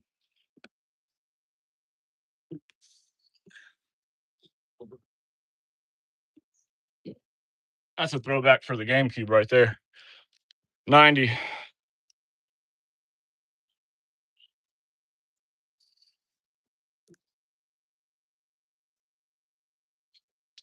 Yeah, I recommend everyone try to like challenge their mind with like a complex way of thinking, a new perspective, or paradox. That's what really strengthens your mind, is like thinking about new ideas that you've never even considered. That's why I love reading like science articles on the newest science discoveries about space, all that shit. Space is just a wild freaking, just freaking infinite chaos out there. It's crazy.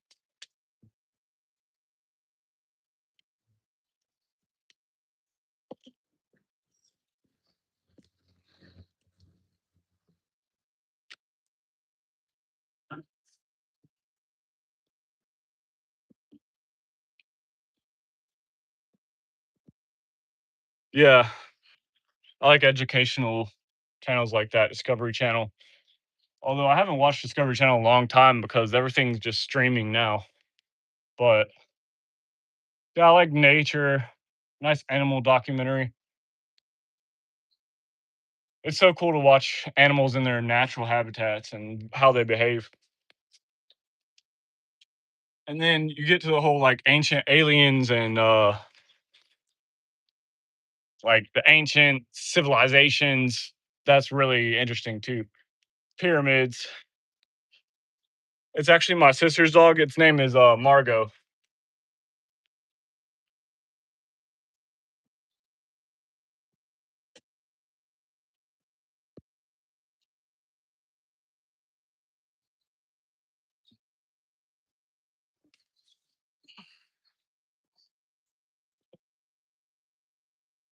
92. But yeah, who do you guys think built the pyramids?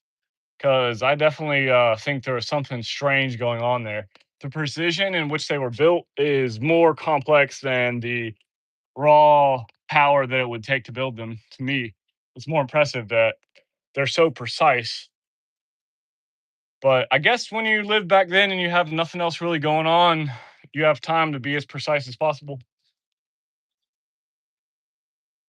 I do wonder if there's a factor that we don't know about, an unknown factor that went into building those.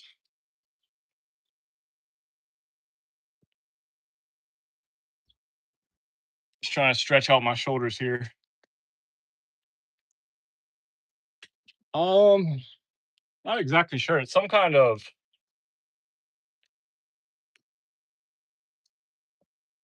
uh, what is it? Let's see. Margo,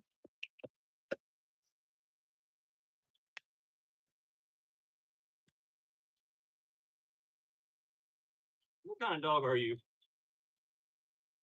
I'm not honestly sure.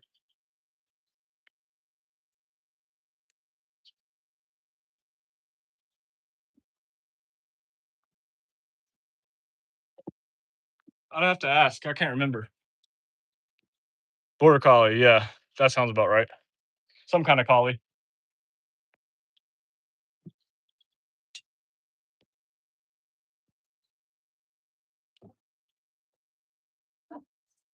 What kind of dog do you have? Brother, you still got your dogs?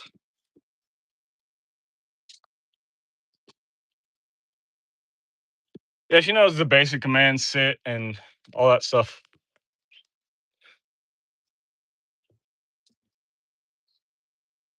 Margo, bring me that ball. See, brings the ball. Bring me that ball. Yeah, bring me that ball.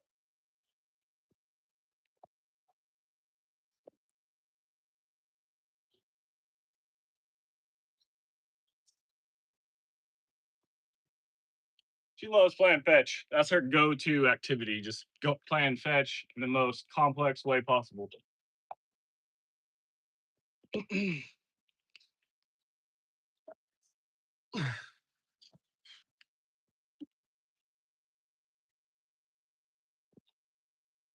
it's a good dog. A little stubborn at times, but overall, really good dog.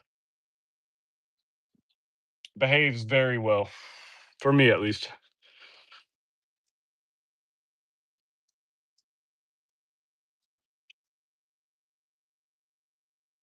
Come here. All right, sit, sit, sit. Close enough.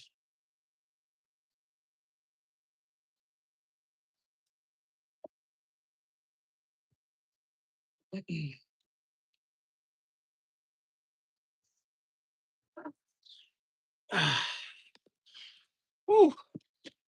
I'm feeling a little burning now. We're at 95.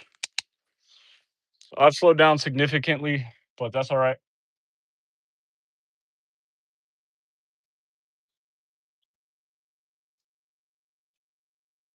I'll work on I'll work on my pace soon, and then that's when you'll see me doing like 4 or 5 reps at a time.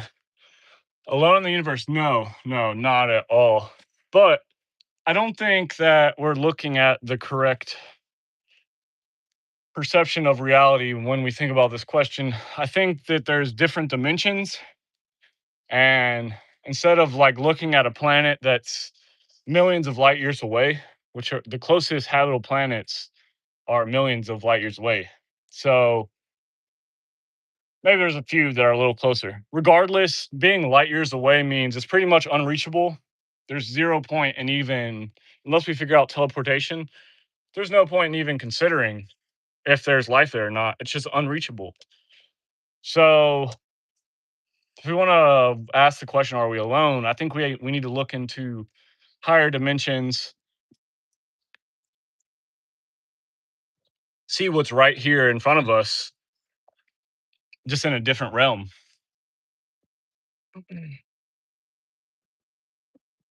Like they didn't even discover bacteria until recently. So if they didn't even know about bacteria, like what other life forms are out there that we don't know about that are right in front of our faces?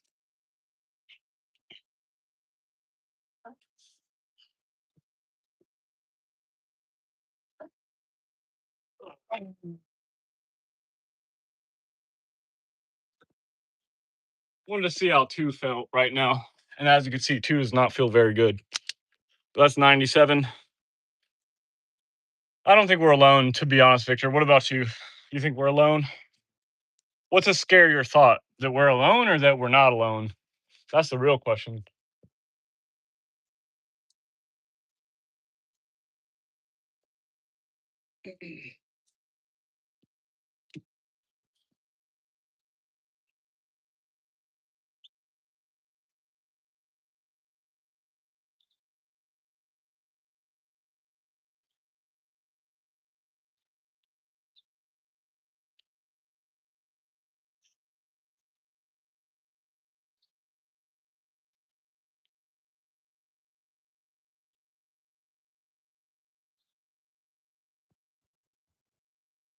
You gonna do a muscle up with me?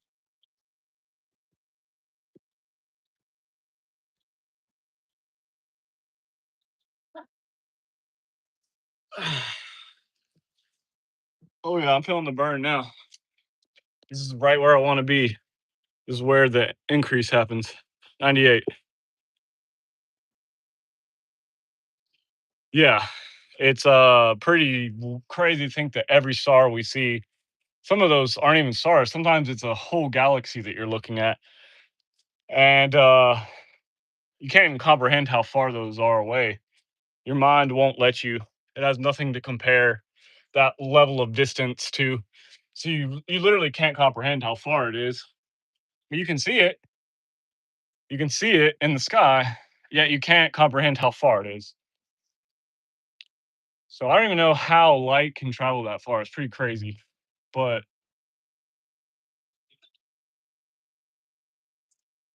yeah, billions of stars, unknown factors. It definitely seems like there's more in the universe going on than what we think. Yeah. Life, especially carbon life. Get out of here. That's a funny name, get out of here. Um, I definitely think carbon life as we know it needs extremely perfect conditions. And I don't think it can really exist by chance. Impossible to exist by chance. It has to be intelligently placed. And I don't think there's many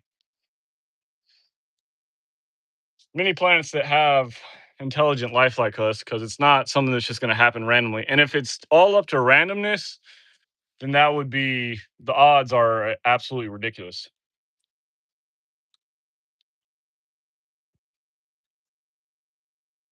Oh, that's a good question, Peter. I would definitely try to I would definitely try to motivate my children to be super disciplined and but you don't want to push them too hard. You push them too hard, it'll have the reverse effect. So that's a really good question. I don't know how you teach them discipline and certain virtues without having it backfire on you. I guess the best thing would be just leading by example. Yeah, divine design for sure. I mean, you look at something like the eyeball and how complex it is. It's impossible for something like the eyeball to form statistically by random chance, random mutation. It really is just statistically impossible.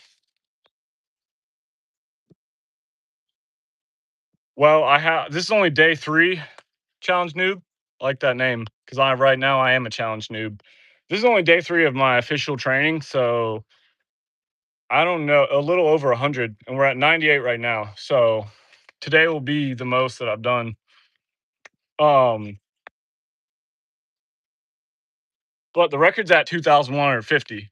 So as Victor was saying earlier, that's about 200 or 120 an hour if you want to get it done in 20 hours. So or a little less than 20 hours. So as long as I can do like 2 every minute, then I'll be fine. So yeah, right now I'm just trying to build my shoulder strength and my tricep strength. It has to catch up to my biceps, and once that happens, I'll be golden.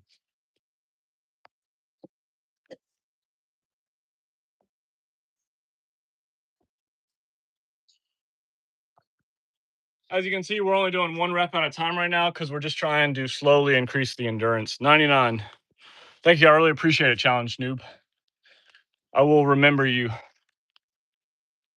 as the guy from early day 3 when I was a challenge noob myself. 1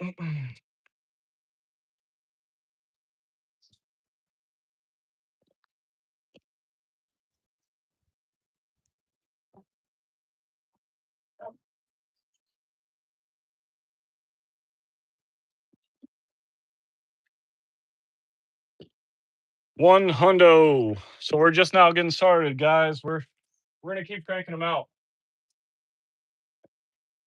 Now that I'm in that sore zone, this is where the change happens. This is where the training actually matters.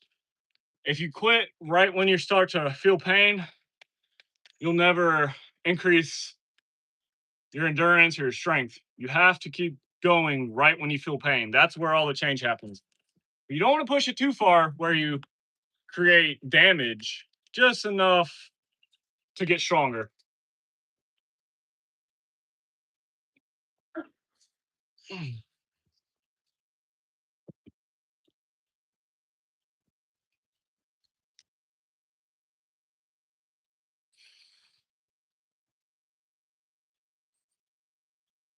That's pretty crazy. 131 in one set, Victor, is crazy, regardless if you shake out.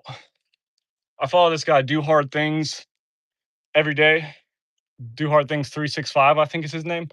And he does crazy sets of push-ups.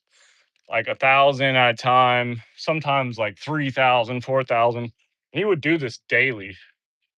So his push-up game is probably the most impressive that I've ever seen.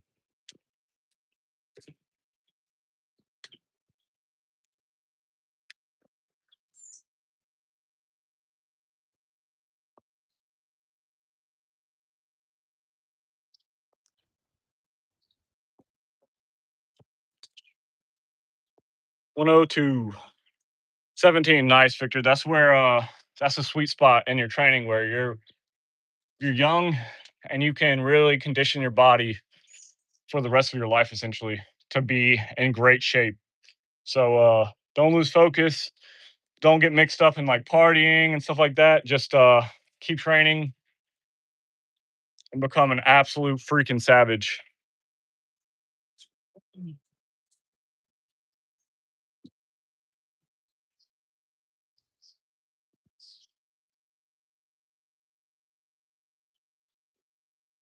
Oh, little slip there. I'm gonna put my fingers back in the holes.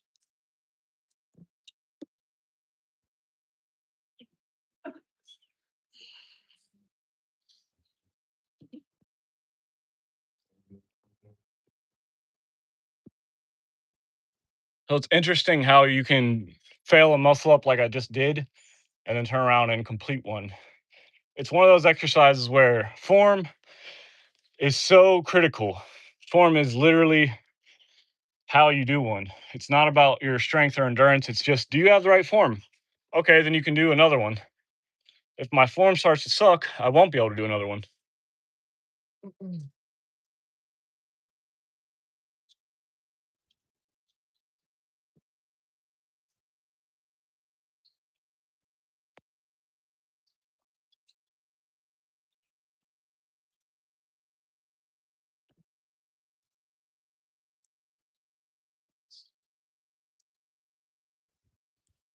One 150 is my goal today, and we're at 103. Thanks everyone for the likes. I really appreciate any like I can get. Trying to boost this channel so that by the time I'm ready to beat the actual record, the stream will be lit. And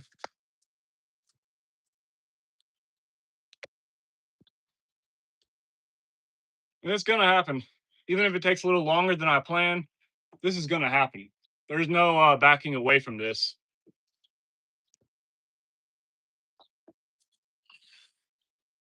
Again, it's all a mind game. A little bit of pain isn't gonna stop me.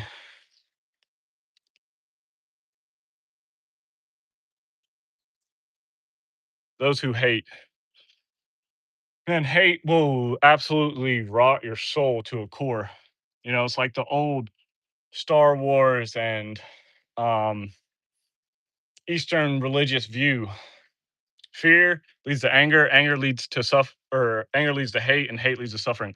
So you follow that path to the dark side, and it will rot your core out.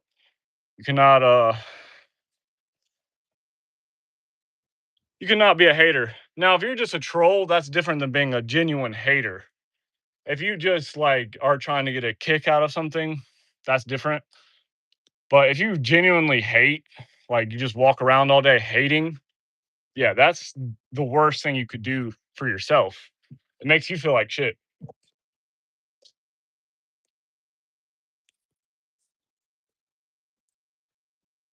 So I highly advise to spread positivity. It's the best thing you can do for the world and for yourself. Spread some positivity, guys. Spread some joy.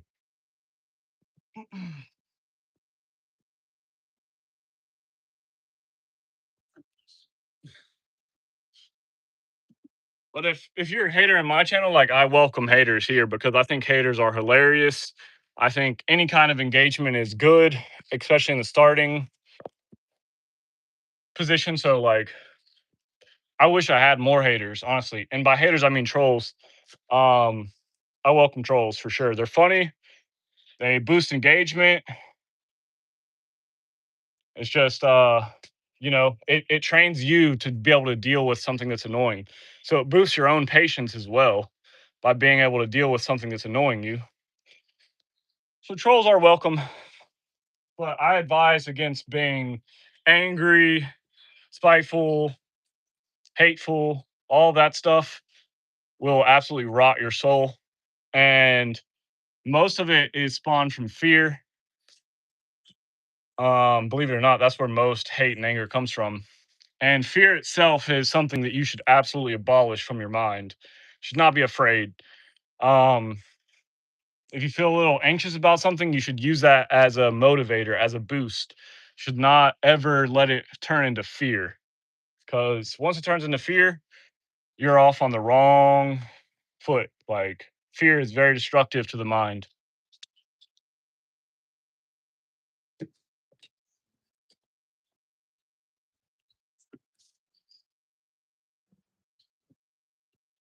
All right, I'm feeling good and loose again. A second ago, I was feeling a little work. Oh yeah, I have watched Vinland Saga. That's actually you're talking about the anime? Is that the one that is? That's actually a really good show. As a Viking myself, I like Viking shows.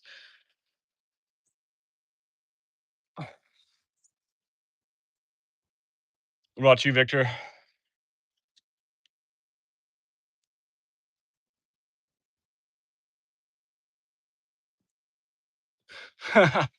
Yeah, the one. Yeah, the thing about Vikings that are so cool is just how freaking like manic and like ruthless they were.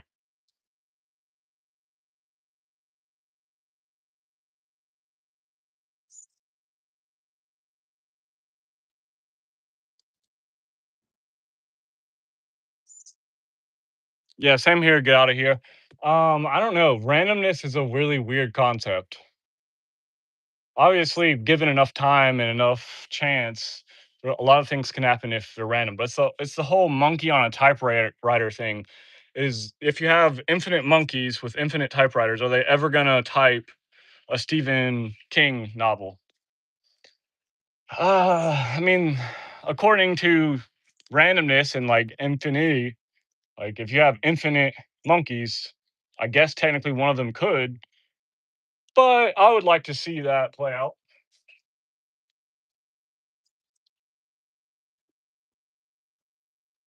But as far as like the whole structure of the universe, how it's designed, it really does seem designed. The way everything's structured, it doesn't seem random. The second law of thermodynamics implies things fall apart, not things randomly perfect together.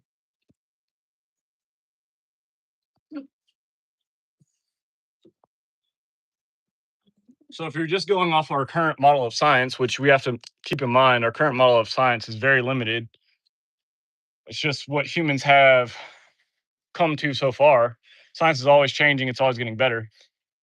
But if you're going off of like the second law of thermodynamics, I don't know how randomness really gets you to a place where everything is so structured and perfectly aligned.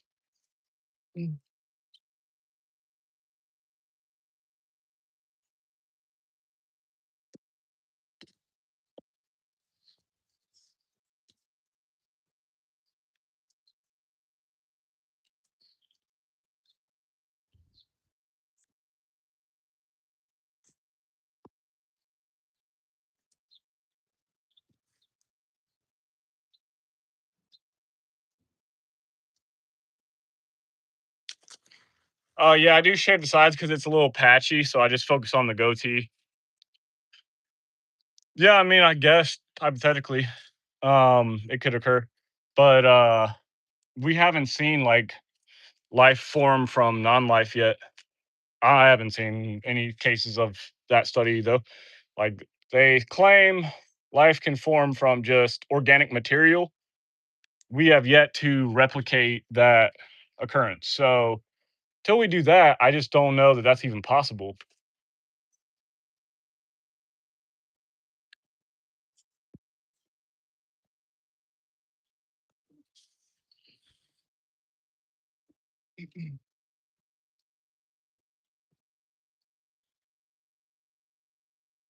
Yeah, this is the kind of stuff I love talking about, I love thinking about, and I try not to invest my emotions into it. Try to just come from a completely non-biased perspective and really challenge my brain to think about like, okay, is there meaning to all of this or is it all random?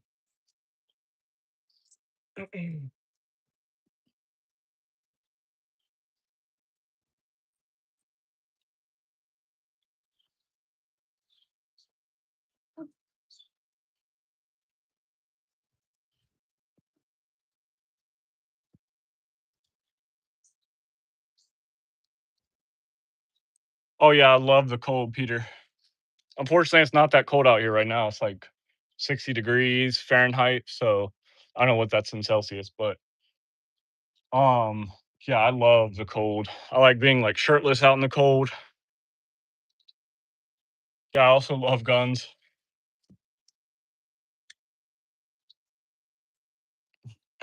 I'm feeling good, Peter. We're at 109, so this will be 110 muscle ups right here. I'm feeling good. I'm a little sore in my shoulders and my triceps, but overall, this is a good sign that my training is going according to plan. And if I can keep this up, then I should have the record soon. See how easy that is? And that's just by visualizing the form in my mind. If I don't visualize the form, 110. If I don't visualize my form perfectly, like I will fail the muscle up. But if I get on the bar and I visualize everything I need to do, then I can do it. The thing is, I've done pull ups for so long that my body is so used to just doing this. And that's not what I'm doing. So I got to override that natural muscle memory.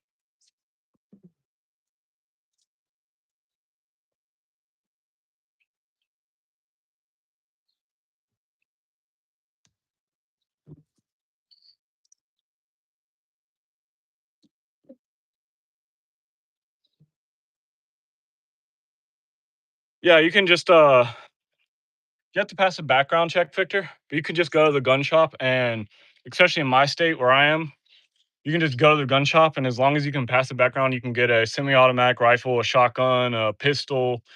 You can just go buy any gun. You have to pass the background check. They send it to the FBI and then the FBI calls them back. You have to answer some questions, make sure that you're not like crazy, make sure you don't have any like mental issues. But other than that, yeah, it's our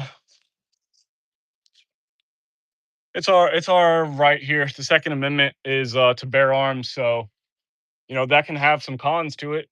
Like for instance, if crazy people just go buy weapons, but the idea is if there's always someone good around who's trained to use a weapon, then they can stop a bad guy with a weapon. So that's the idea. It's like as long as there's enough good guys in the country, we can stop the bad guys.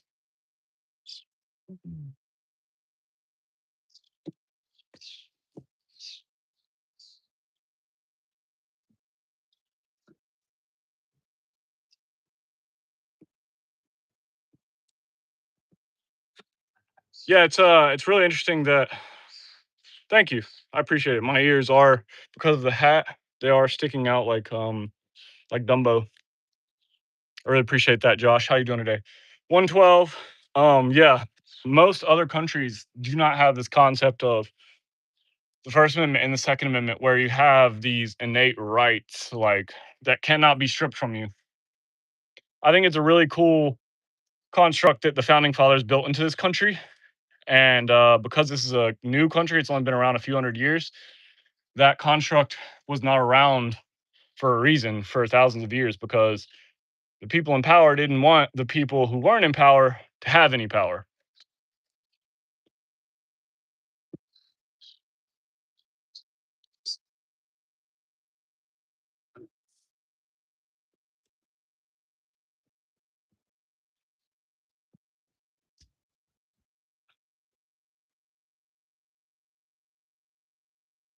113. Yeah, Josh, I do think I would stop you for sure. I would definitely stop you. But I don't know. Maybe you'd get me.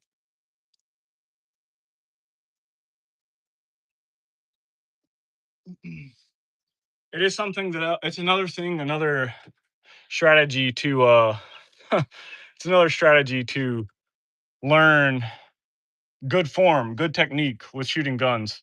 There's a lot more that goes into it than just pulling the trigger. And it's really fun to get better at shooting faster, more skilled. There's a whole level to shooting, just like anything else, just like any sport, where it becomes next level. And I can't even compete with some of those people at the top. Like they are just too proficient. They practice every day.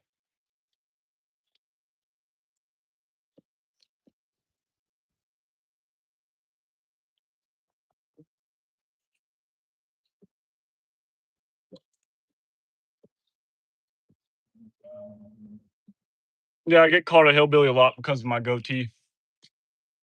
And I got the nice camo on today. So, you know, I could see why you would I could see why you would call me a hillbilly. Billy Bango. I don't feel any offense to that claim, but I could see how some people the voice. Yeah, I definitely have a country accent, even though I can't hear it myself, and it's not near as bad as some other country accents. The hair? Really? I haven't seen many hillbillies with long hair. Maybe you're right. I think it's the camo. Yeah, I've seen a lot of black bears, but I've never seen a brown bear. I would probably freaking die if I saw a brown bear, because yeah, if you don't have a gun on you and a brown bear attacks, you're done. You are absolutely done. Black bears, I think you can scare off. They say if it's they say black fight back, brown lay down. So a black bear you could actually scare, look big, look intimidating, make loud noises. Maybe you could hit it with a hammer or something and scare it off. But a brown bear, no, there's nothing you can do without like a genuine qualified weapon. A brown bear will eat you alive, quite literally.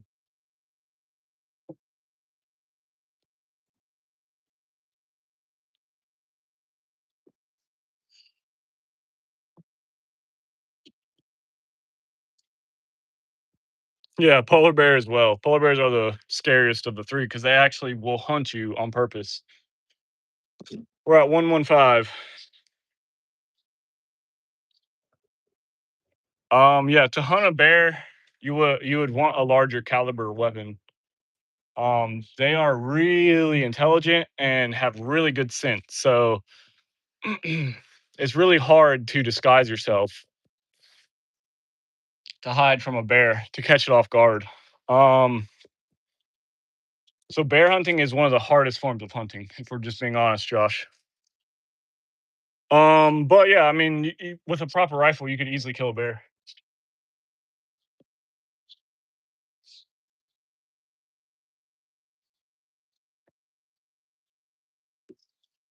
How's my form, Josh? Is it shitty?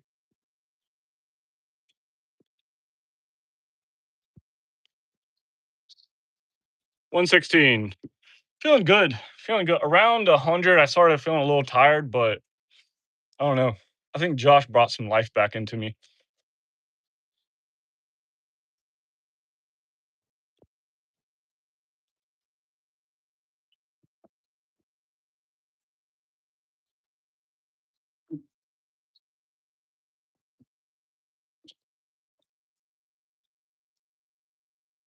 It's a hillbilly form.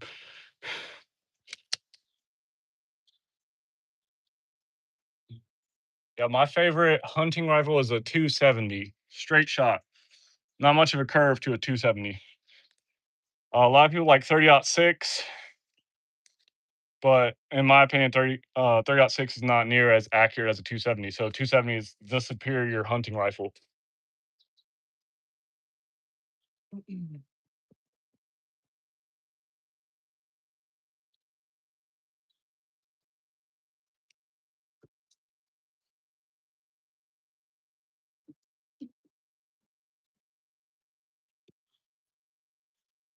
Turkey, that's pretty much it. There's not too much in this state that you can hunt. Coyote are year round because they're an Well, they're not technically invasive, but they're kind of like overpopulated. You can also hunt squirrel. I think they're year round. I'm not sure, but coyote year round, and then turkey and deer have a season.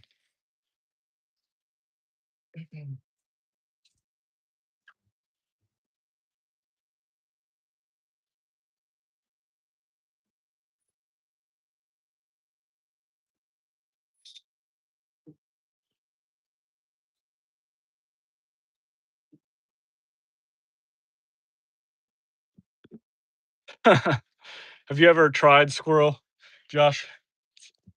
It's not that bad.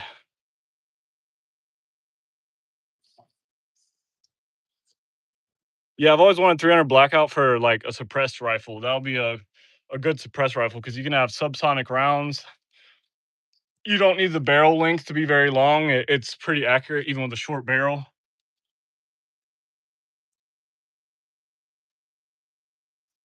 Yeah, tree rat. That's exactly what a squirrel is.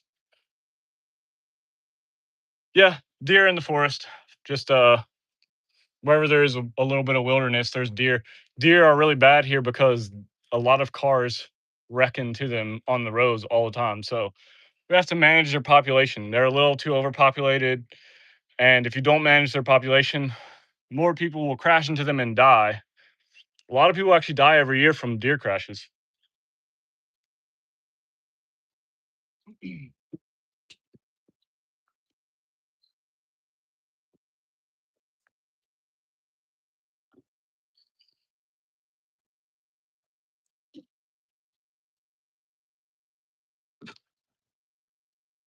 120. Yeah, we have like copperheads, cottonmouths, a lot of dangerous snakes. But the thing about snakes is they're not going to intentionally try to bite you. It's just if you scare them that they'll bite you. So if you're careful and you watch where you're going, you watch what you're doing, you understand where there might be a snake, you can avoid getting bit pretty easily because it's not out here trying to bite you. It doesn't want to bite you. It's just if you scare it, it will step on it or whatever. I've never been bit by a snake, so I don't even know how bad that hurts, but I imagine it's really scary and really painful. Yeah, I mean, I respect all animals like that I hunt. Like I love deer. I think they're beautiful, majestic creatures. So I don't kill them out of fun. I kill them for their meat. I'm not just trying to I'm not just trying to kill them. And every time I do hunt one, I'm very grateful about the situation. I do not just want to hurt animals. And I never ever ever take a shot that is not guaranteed kill. So through its heart and lungs is where I aim for usually. And I would never take a shot that's questionable and only hurts it. I would only take a shot if it's going to kill it very quickly. Yeah, became immune. It's crazy what the body is capable of if you condition it. Example A. I'm just conditioning my body the same thing as like the snake venom. That's what I'm doing right here on this bar. I'm conditioning it to accept the fact that this is my new reality. You are going to either die from it or you will live from it. You'll get stronger and better. So like I'm giving my body that choice. Like, do you want to get stronger or do you want me to die on this bar? Because I'll die on this bar if that's what it takes.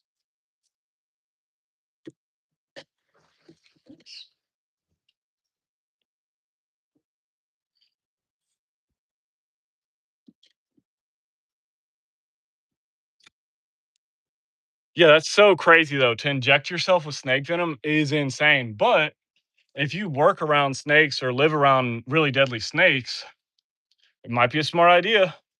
You don't ever have to worry about dying. But there's two types of snake venom, hemotoxic and neurotoxic. I actually did a whole science project on this in biology class. Neurotoxic shuts down your nervous system. Hemotoxic shuts down your blood. And that's the most simple way I can explain it. I haven't been fishing in forever. I need to do some more fishing. No catching. Yeah, you gotta have a good spot. That's for sure. You gotta have a good spot. I want to go ocean fishing again. It's so much cooler to just cast into the ocean and have no idea what you're about to pull out.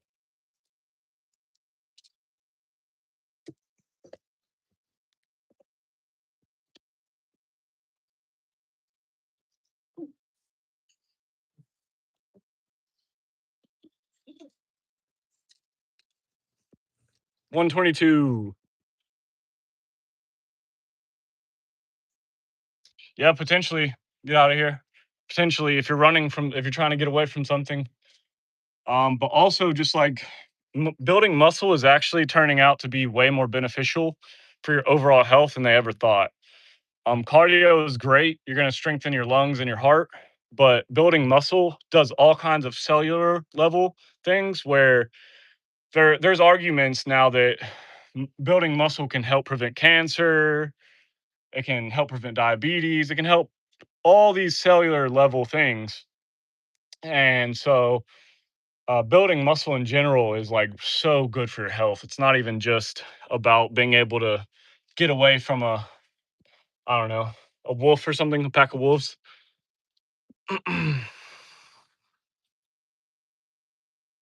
Yeah, I know, right? How do you even get a shark off of your hook? That would be terrifying.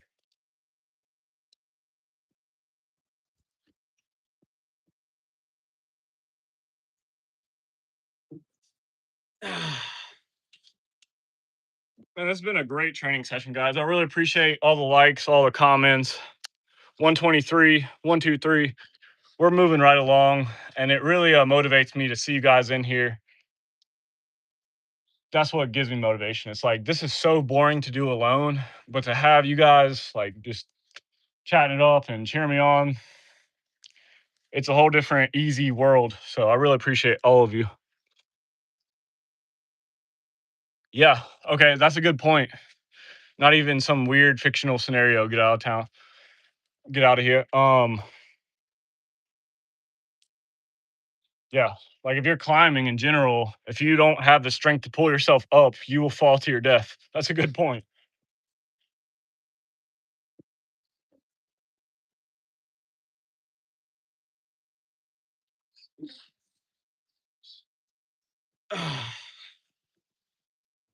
I could get onto this bar now and just so yeah, I could literally just pull myself up the side of a building or whatever. Um, so bench press, I would recommend using dumbbells and going a little incline with the bench. That seems to be the most effective way to really build some strength in your chest. So, yeah, if you're trying to go for like raw power, strength, and size, I would say do an incline bench press, but use dumbbells. You're going to get better form control. And yeah, you're going to see yourself get a lot stronger, a lot faster than a flat bench. If you use a flat bench with with a normal bar, it takes forever to increase your strength. Just getting to 250 for me took forever. And I wasn't able to get there until I started doing incline bench press, incline with dumbbells.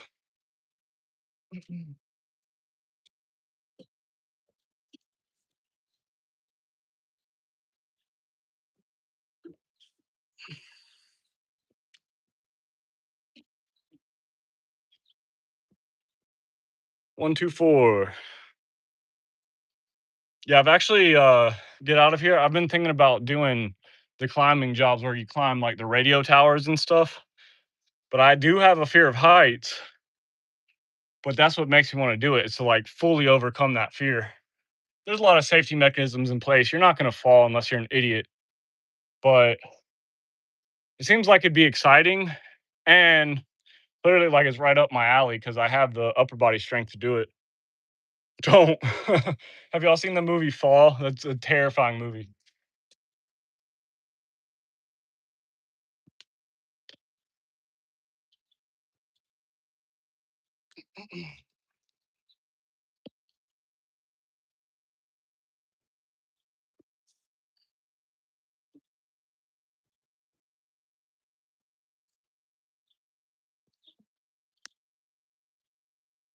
Yeah, I've seen some of the most ripped, biggest guys I've seen just do weighted calisthenics essentially.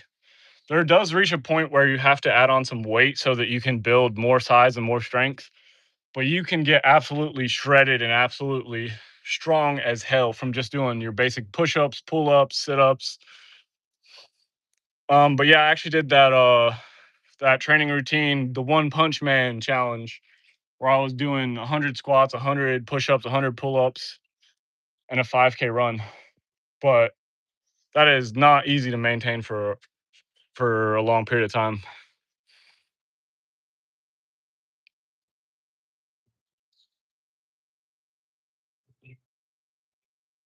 Yeah, you'd get used to it quick. You'd get used to it quick. It would only take a couple climbs.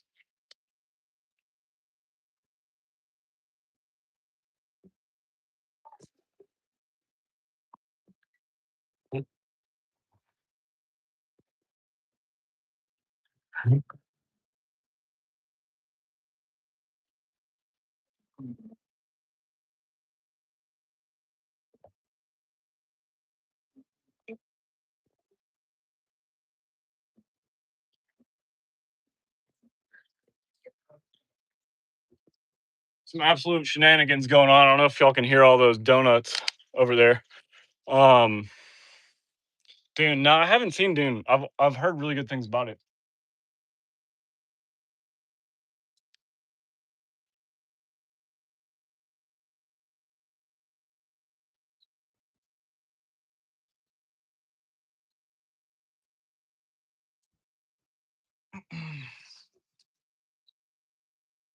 I've heard Dune's an awesome movie.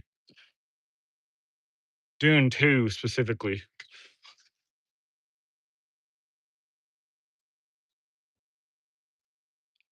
But yeah, back to the fear thing. Like, I think it's important to try to do things that you're afraid of. If you're afraid of heights, you should conquer that fear in some way. Should learn to mitigate fear in any way you can. If you have any form of phobia, should really try to like master getting over it. No, I just have naturally light light skin hair, so you can't really see it. It's like blonde skin hair. You can't really see the hair like on my arms.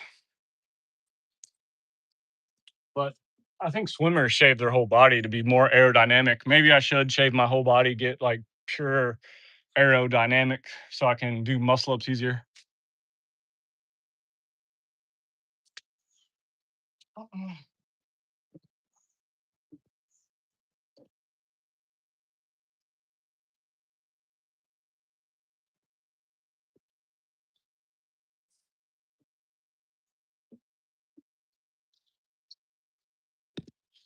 127. I don't think trypophobia is really a phobia. I think it's more of a disgust because it's not like it doesn't invoke fear, it just invokes disgust. And I think it makes sense that it invokes disgust, the same as like throw up or bodily fluids. Like they create that same feeling because it's dangerous. It's showing you that there's something not right and you should probably avoid that thing, whether it's like bacterial or like a fungus, things that grow and look like the trypophobic patterns are probably things you shouldn't touch because they could be potentially harmful. So I think it's actually like more of a survival mechanism than a phobia because it doesn't create fear, it just creates disgust, which is a different feeling than fear.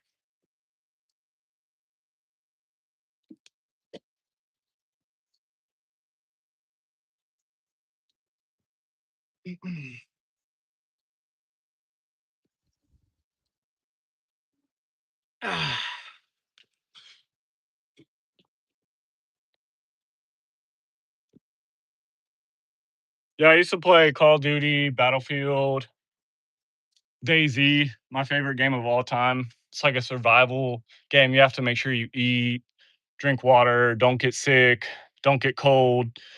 DayZ is so fun. You just run around in an open world and there's zombies and there's also other players.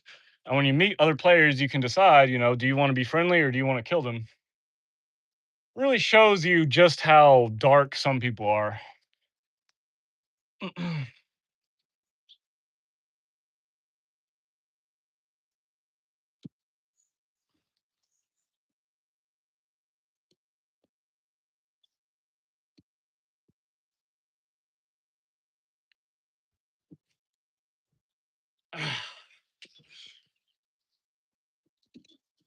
We're definitely starting to feel it here at 129.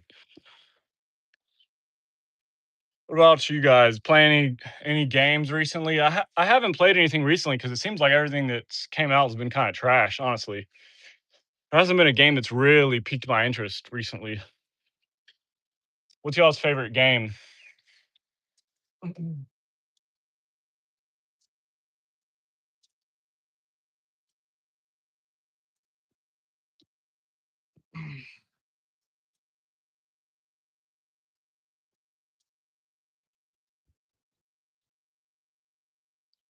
Man, I need to get better at stretching. I'll tell y'all one thing. Something that will limit you athletically, even like in just basic workouts, is like how much you stretch. If you're not stretching daily, you're limiting yourself. And I do not stretch enough. I'll tell you that right now. I gotta get my stretch game on point.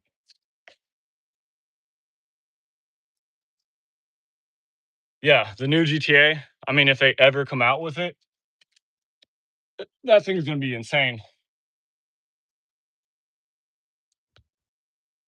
Yeah, Battlefield 2042. That's the one I always hear like the worst about. I never really played it, but everyone says it sucked. I like Battlefield because it's like more immersive and realistic. Like you can blow up buildings. Call of Duty got way too corny. Call of Duty basically like turned into Fortnite or something. I don't know. Really stupid. I like realism in my games.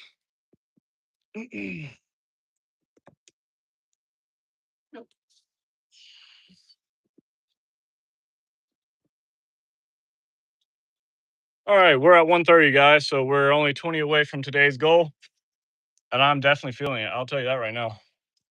But as soon as my shoulders get stronger, this is going to be really easy because I'm not feeling it at all anywhere else. It's just my triceps and my shoulders. Yeah, Plants vs. Zombies. I used to play that so much. Let's see. I think it was on the Wii or something that I played that. Fun game. Fun little mini game. It's a lot like Bloons Tower Defense. That was a fun game back in the day, too.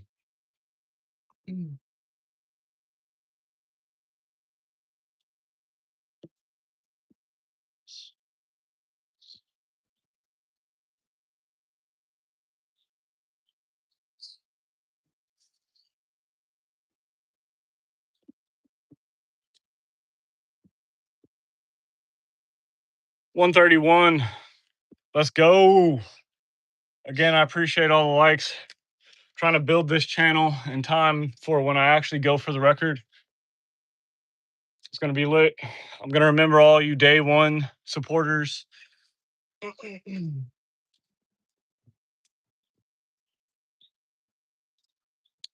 to be crazy to see the incline and just how far I can really push myself.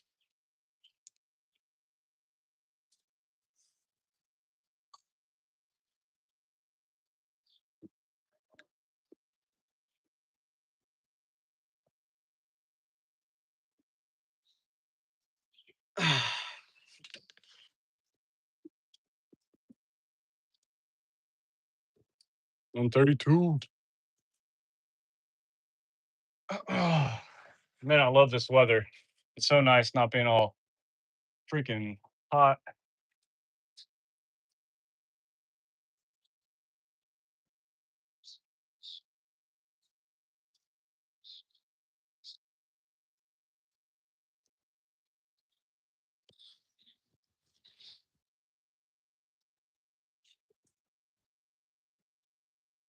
132 reps. I'm decent at swimming, but I've never got my form down to where I could swim super fast. I'm sure if I like had someone show me how to like really swim, like technical, I could be good at it. But I'm good at like endurance swimming. I could swim for a long time, but I've never gotten super fast at it.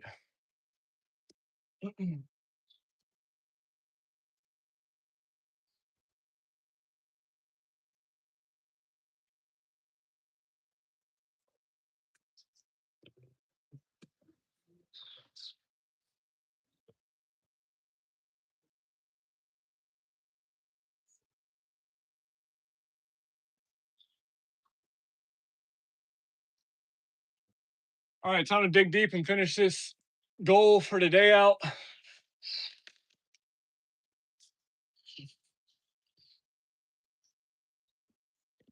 The thing about little challenges like this, it doesn't get easier if you take a break. It actually gets harder.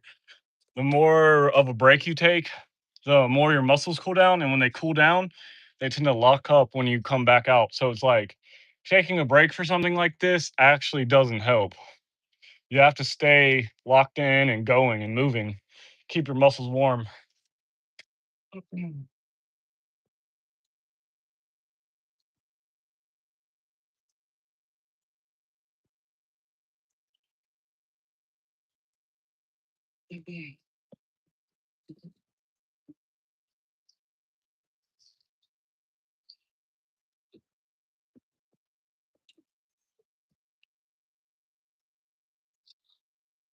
134.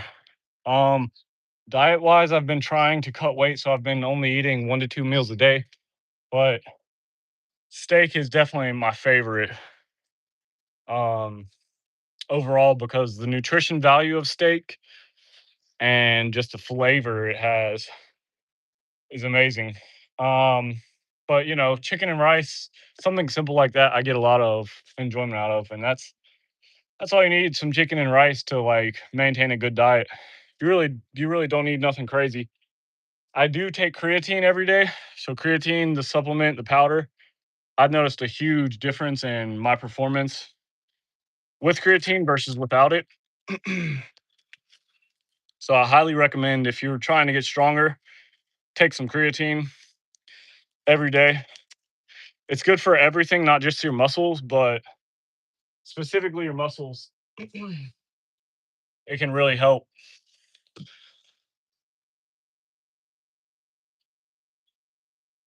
Yeah, if you were to do that 100, the one punch man challenge, if you were to do the 100 every day, you would get absolutely shredded for sure. Or every other day if you need like a rest day. But really the most challenging part about that is the run that he does. If you were to just do the calisthenics, the push-ups, the squats, and the pull-ups, your body would adapt pretty quickly. It wouldn't even be that hard.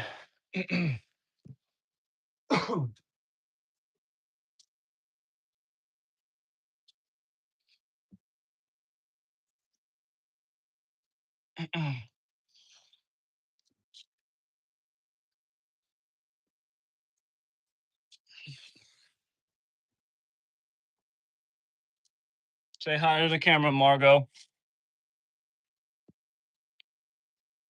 But you really don't have to Herbalife, yeah, that's good. Good stuff. You really don't have to train that hard every day. If you just stay consistent, you could do 25 of each of those a day and like you're gonna improve if you're just starting out. So just start with a reasonable number. Don't kill yourself and go for 100 right off the bat. Start at a reasonable number, work your way up to 100, and then you'll really be able to be consistent and you'll get shredded. Favorite movie? Let me think about that for a second.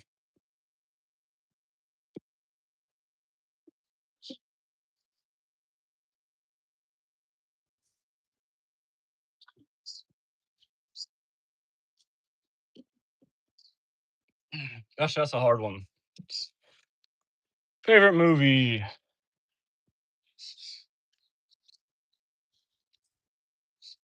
I don't know. I don't want to say something cliche like Inception, but man, I do like a movie that's like a mind boggler. So I might have to go with something like Inception or Interstellar. What about you, Victor? Favorite movie?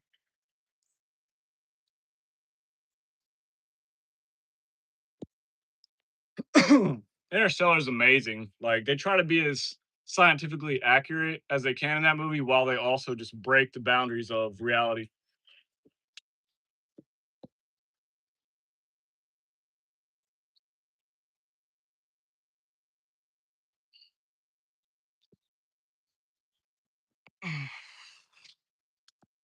Avatar. Nice. Pretty good movie. I haven't seen the newest one. I like the Avatar: The Last Airbender show though. That's got to be one of the greatest shows of all time. And the fact that it's like a cartoon, it's animated meat doesn't like take away from the like value of the lessons in that show. It's such a like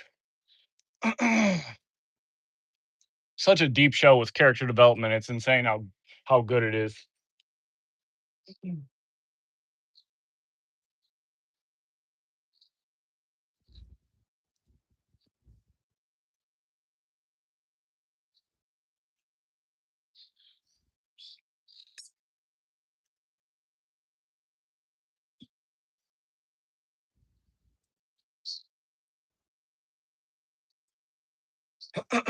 All right. Vinland Saga, I would definitely give it like a at least an 8. That show is crazy because of like the freaking fighting and shit in there is like really graphic.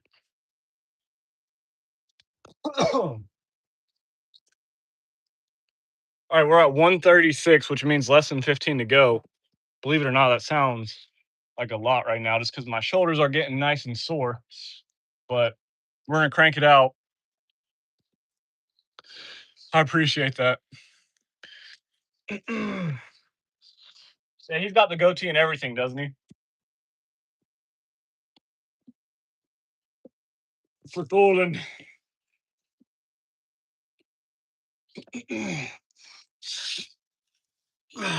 Yeah.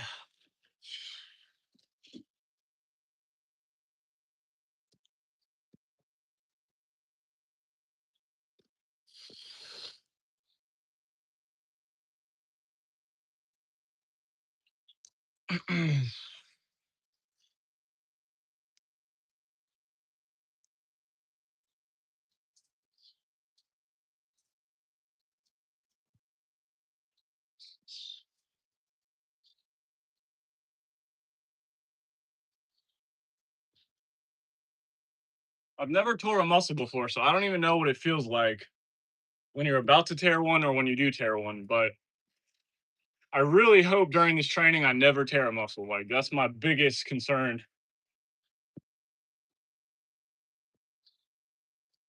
I know David Goggins tore a muscle. Uh, one of his first attempts in the pull-up record at 2000 something. So if he can tear a muscle that easily, it's a scary thought. Anyone can tear a muscle.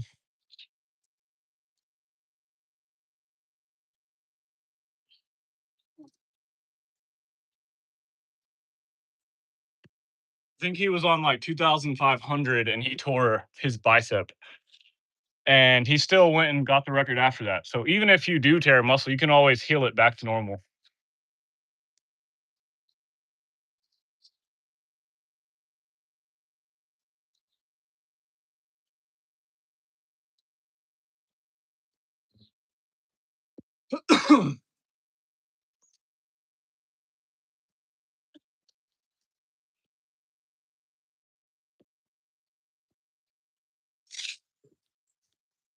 All right. Give myself a second.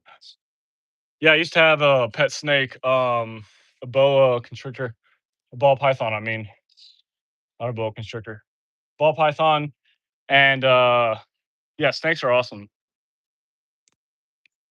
Constrictor specifically, I wouldn't want a venomous snake. That would be a little too scary to handle and all that stuff. But there's something so therapeutic about just letting a ball python chill on you and squeeze your arm, stuff like that.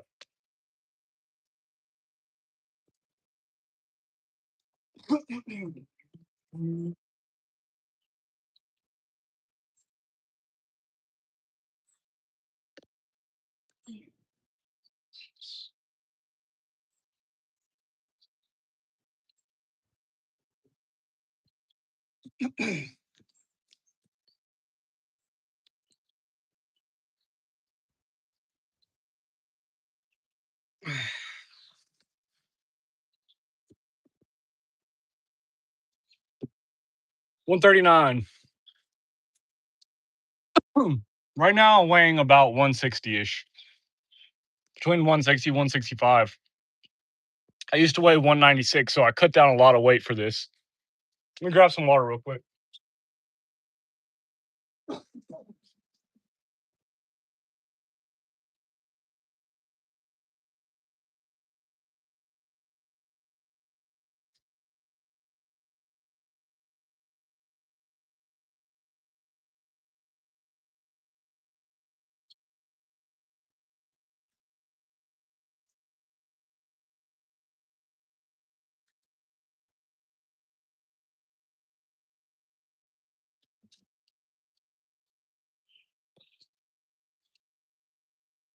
So yeah, I had to cut down like, let's see, at least 30 pounds just to try to get to where I was light enough to do something like this.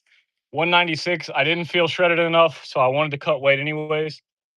I was a little stronger, I feel like, but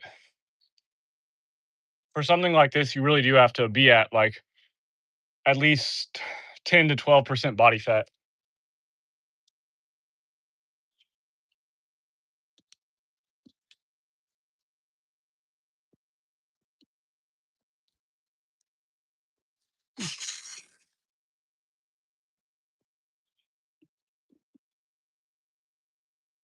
All right, we're at 140.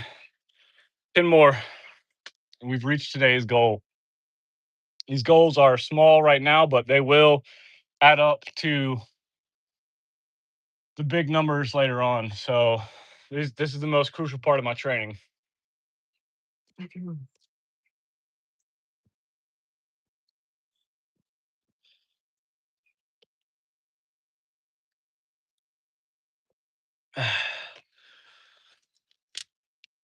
Thanks everyone for joining me as I make it to 150.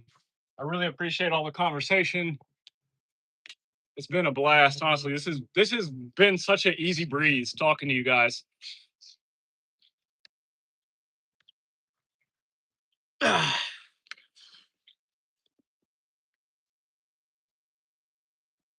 141. So yeah, I don't think I'll cut much more weight than this. Maybe another 5, 10 pounds, but I don't want to get too skinny. Like I've never the whole point of me first working out when I was younger was because I was too skinny. I never want to be skinny again. That's why I can't be an ultra runner or something like that. It's too much sacrifice of the muscles that I worked really hard to build.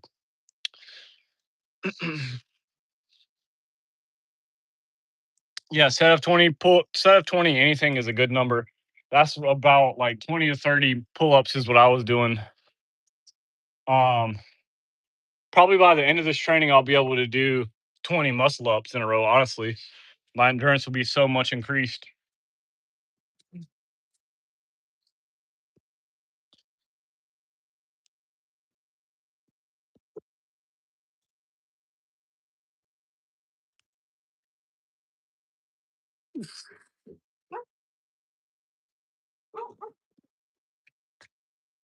142. We're getting there. We are getting there, boys.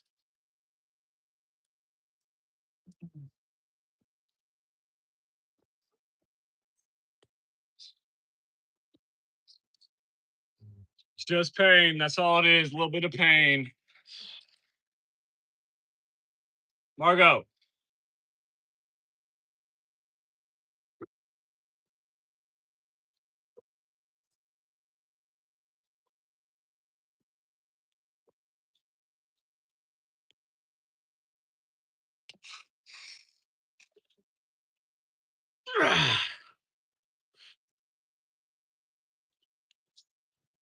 Oh yeah. We're feeling it now, Mr. Krabs. This is where I want to be. 143. In that pain zone, right where like I'm increasing my endurance, but I'm not risking an injury.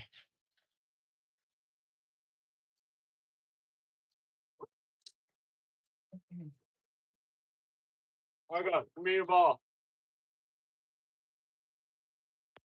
Go.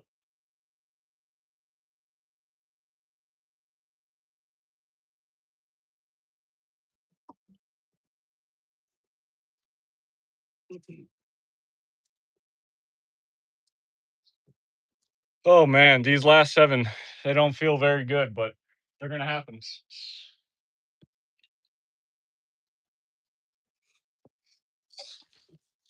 Ah, yeah.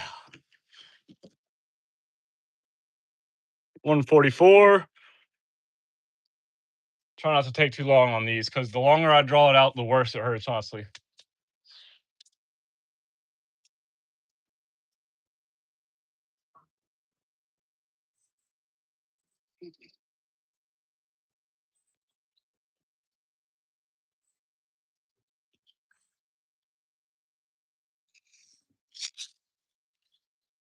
Ah, yeah. 145. Just 5 more.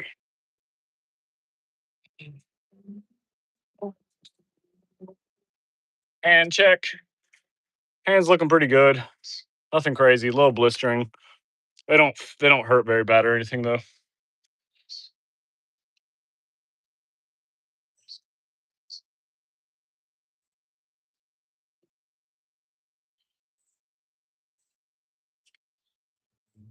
Yeah, well,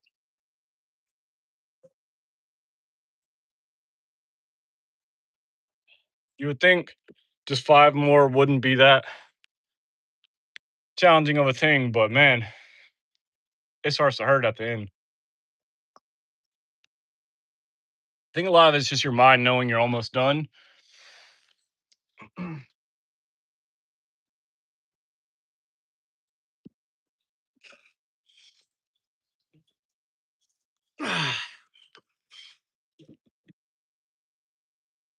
146.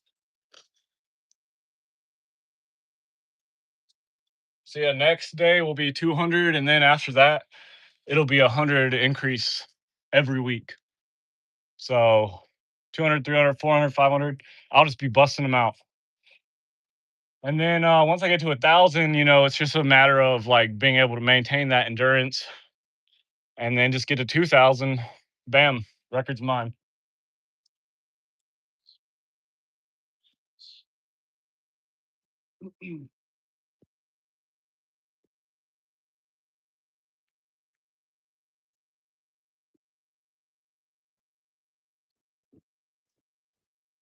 147. I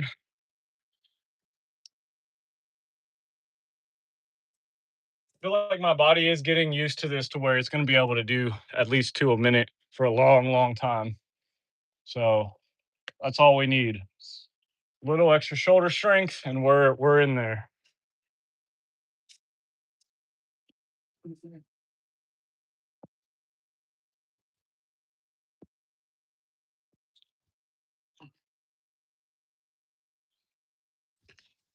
All right, 148.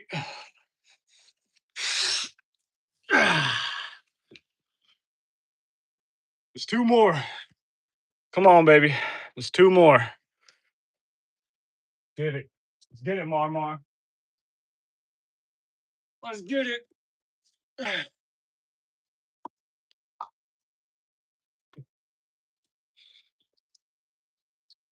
Just 2 more, and that'll be 150. It's been a pretty solid day. Really appreciate everyone who's joined me on this journey. There's a lot more to come.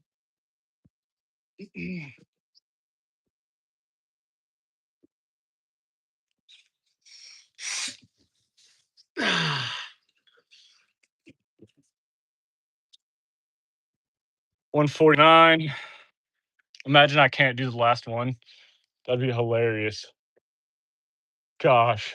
I can't imagine getting like all the way to the record and then not being able to finish like 10 more or something.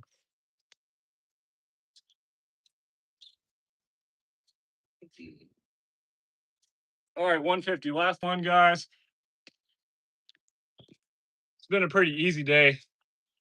Good amount of soreness, good amount of engagement in the chat. I appreciate everyone for the likes. I hope you all become stronger and wiser every day. It's been a nice journey, nice little training journey today. Yeah. 150. That's 150. Day 3 of training. A true blast. I appreciate everyone for coming, and I'll see you on day 4.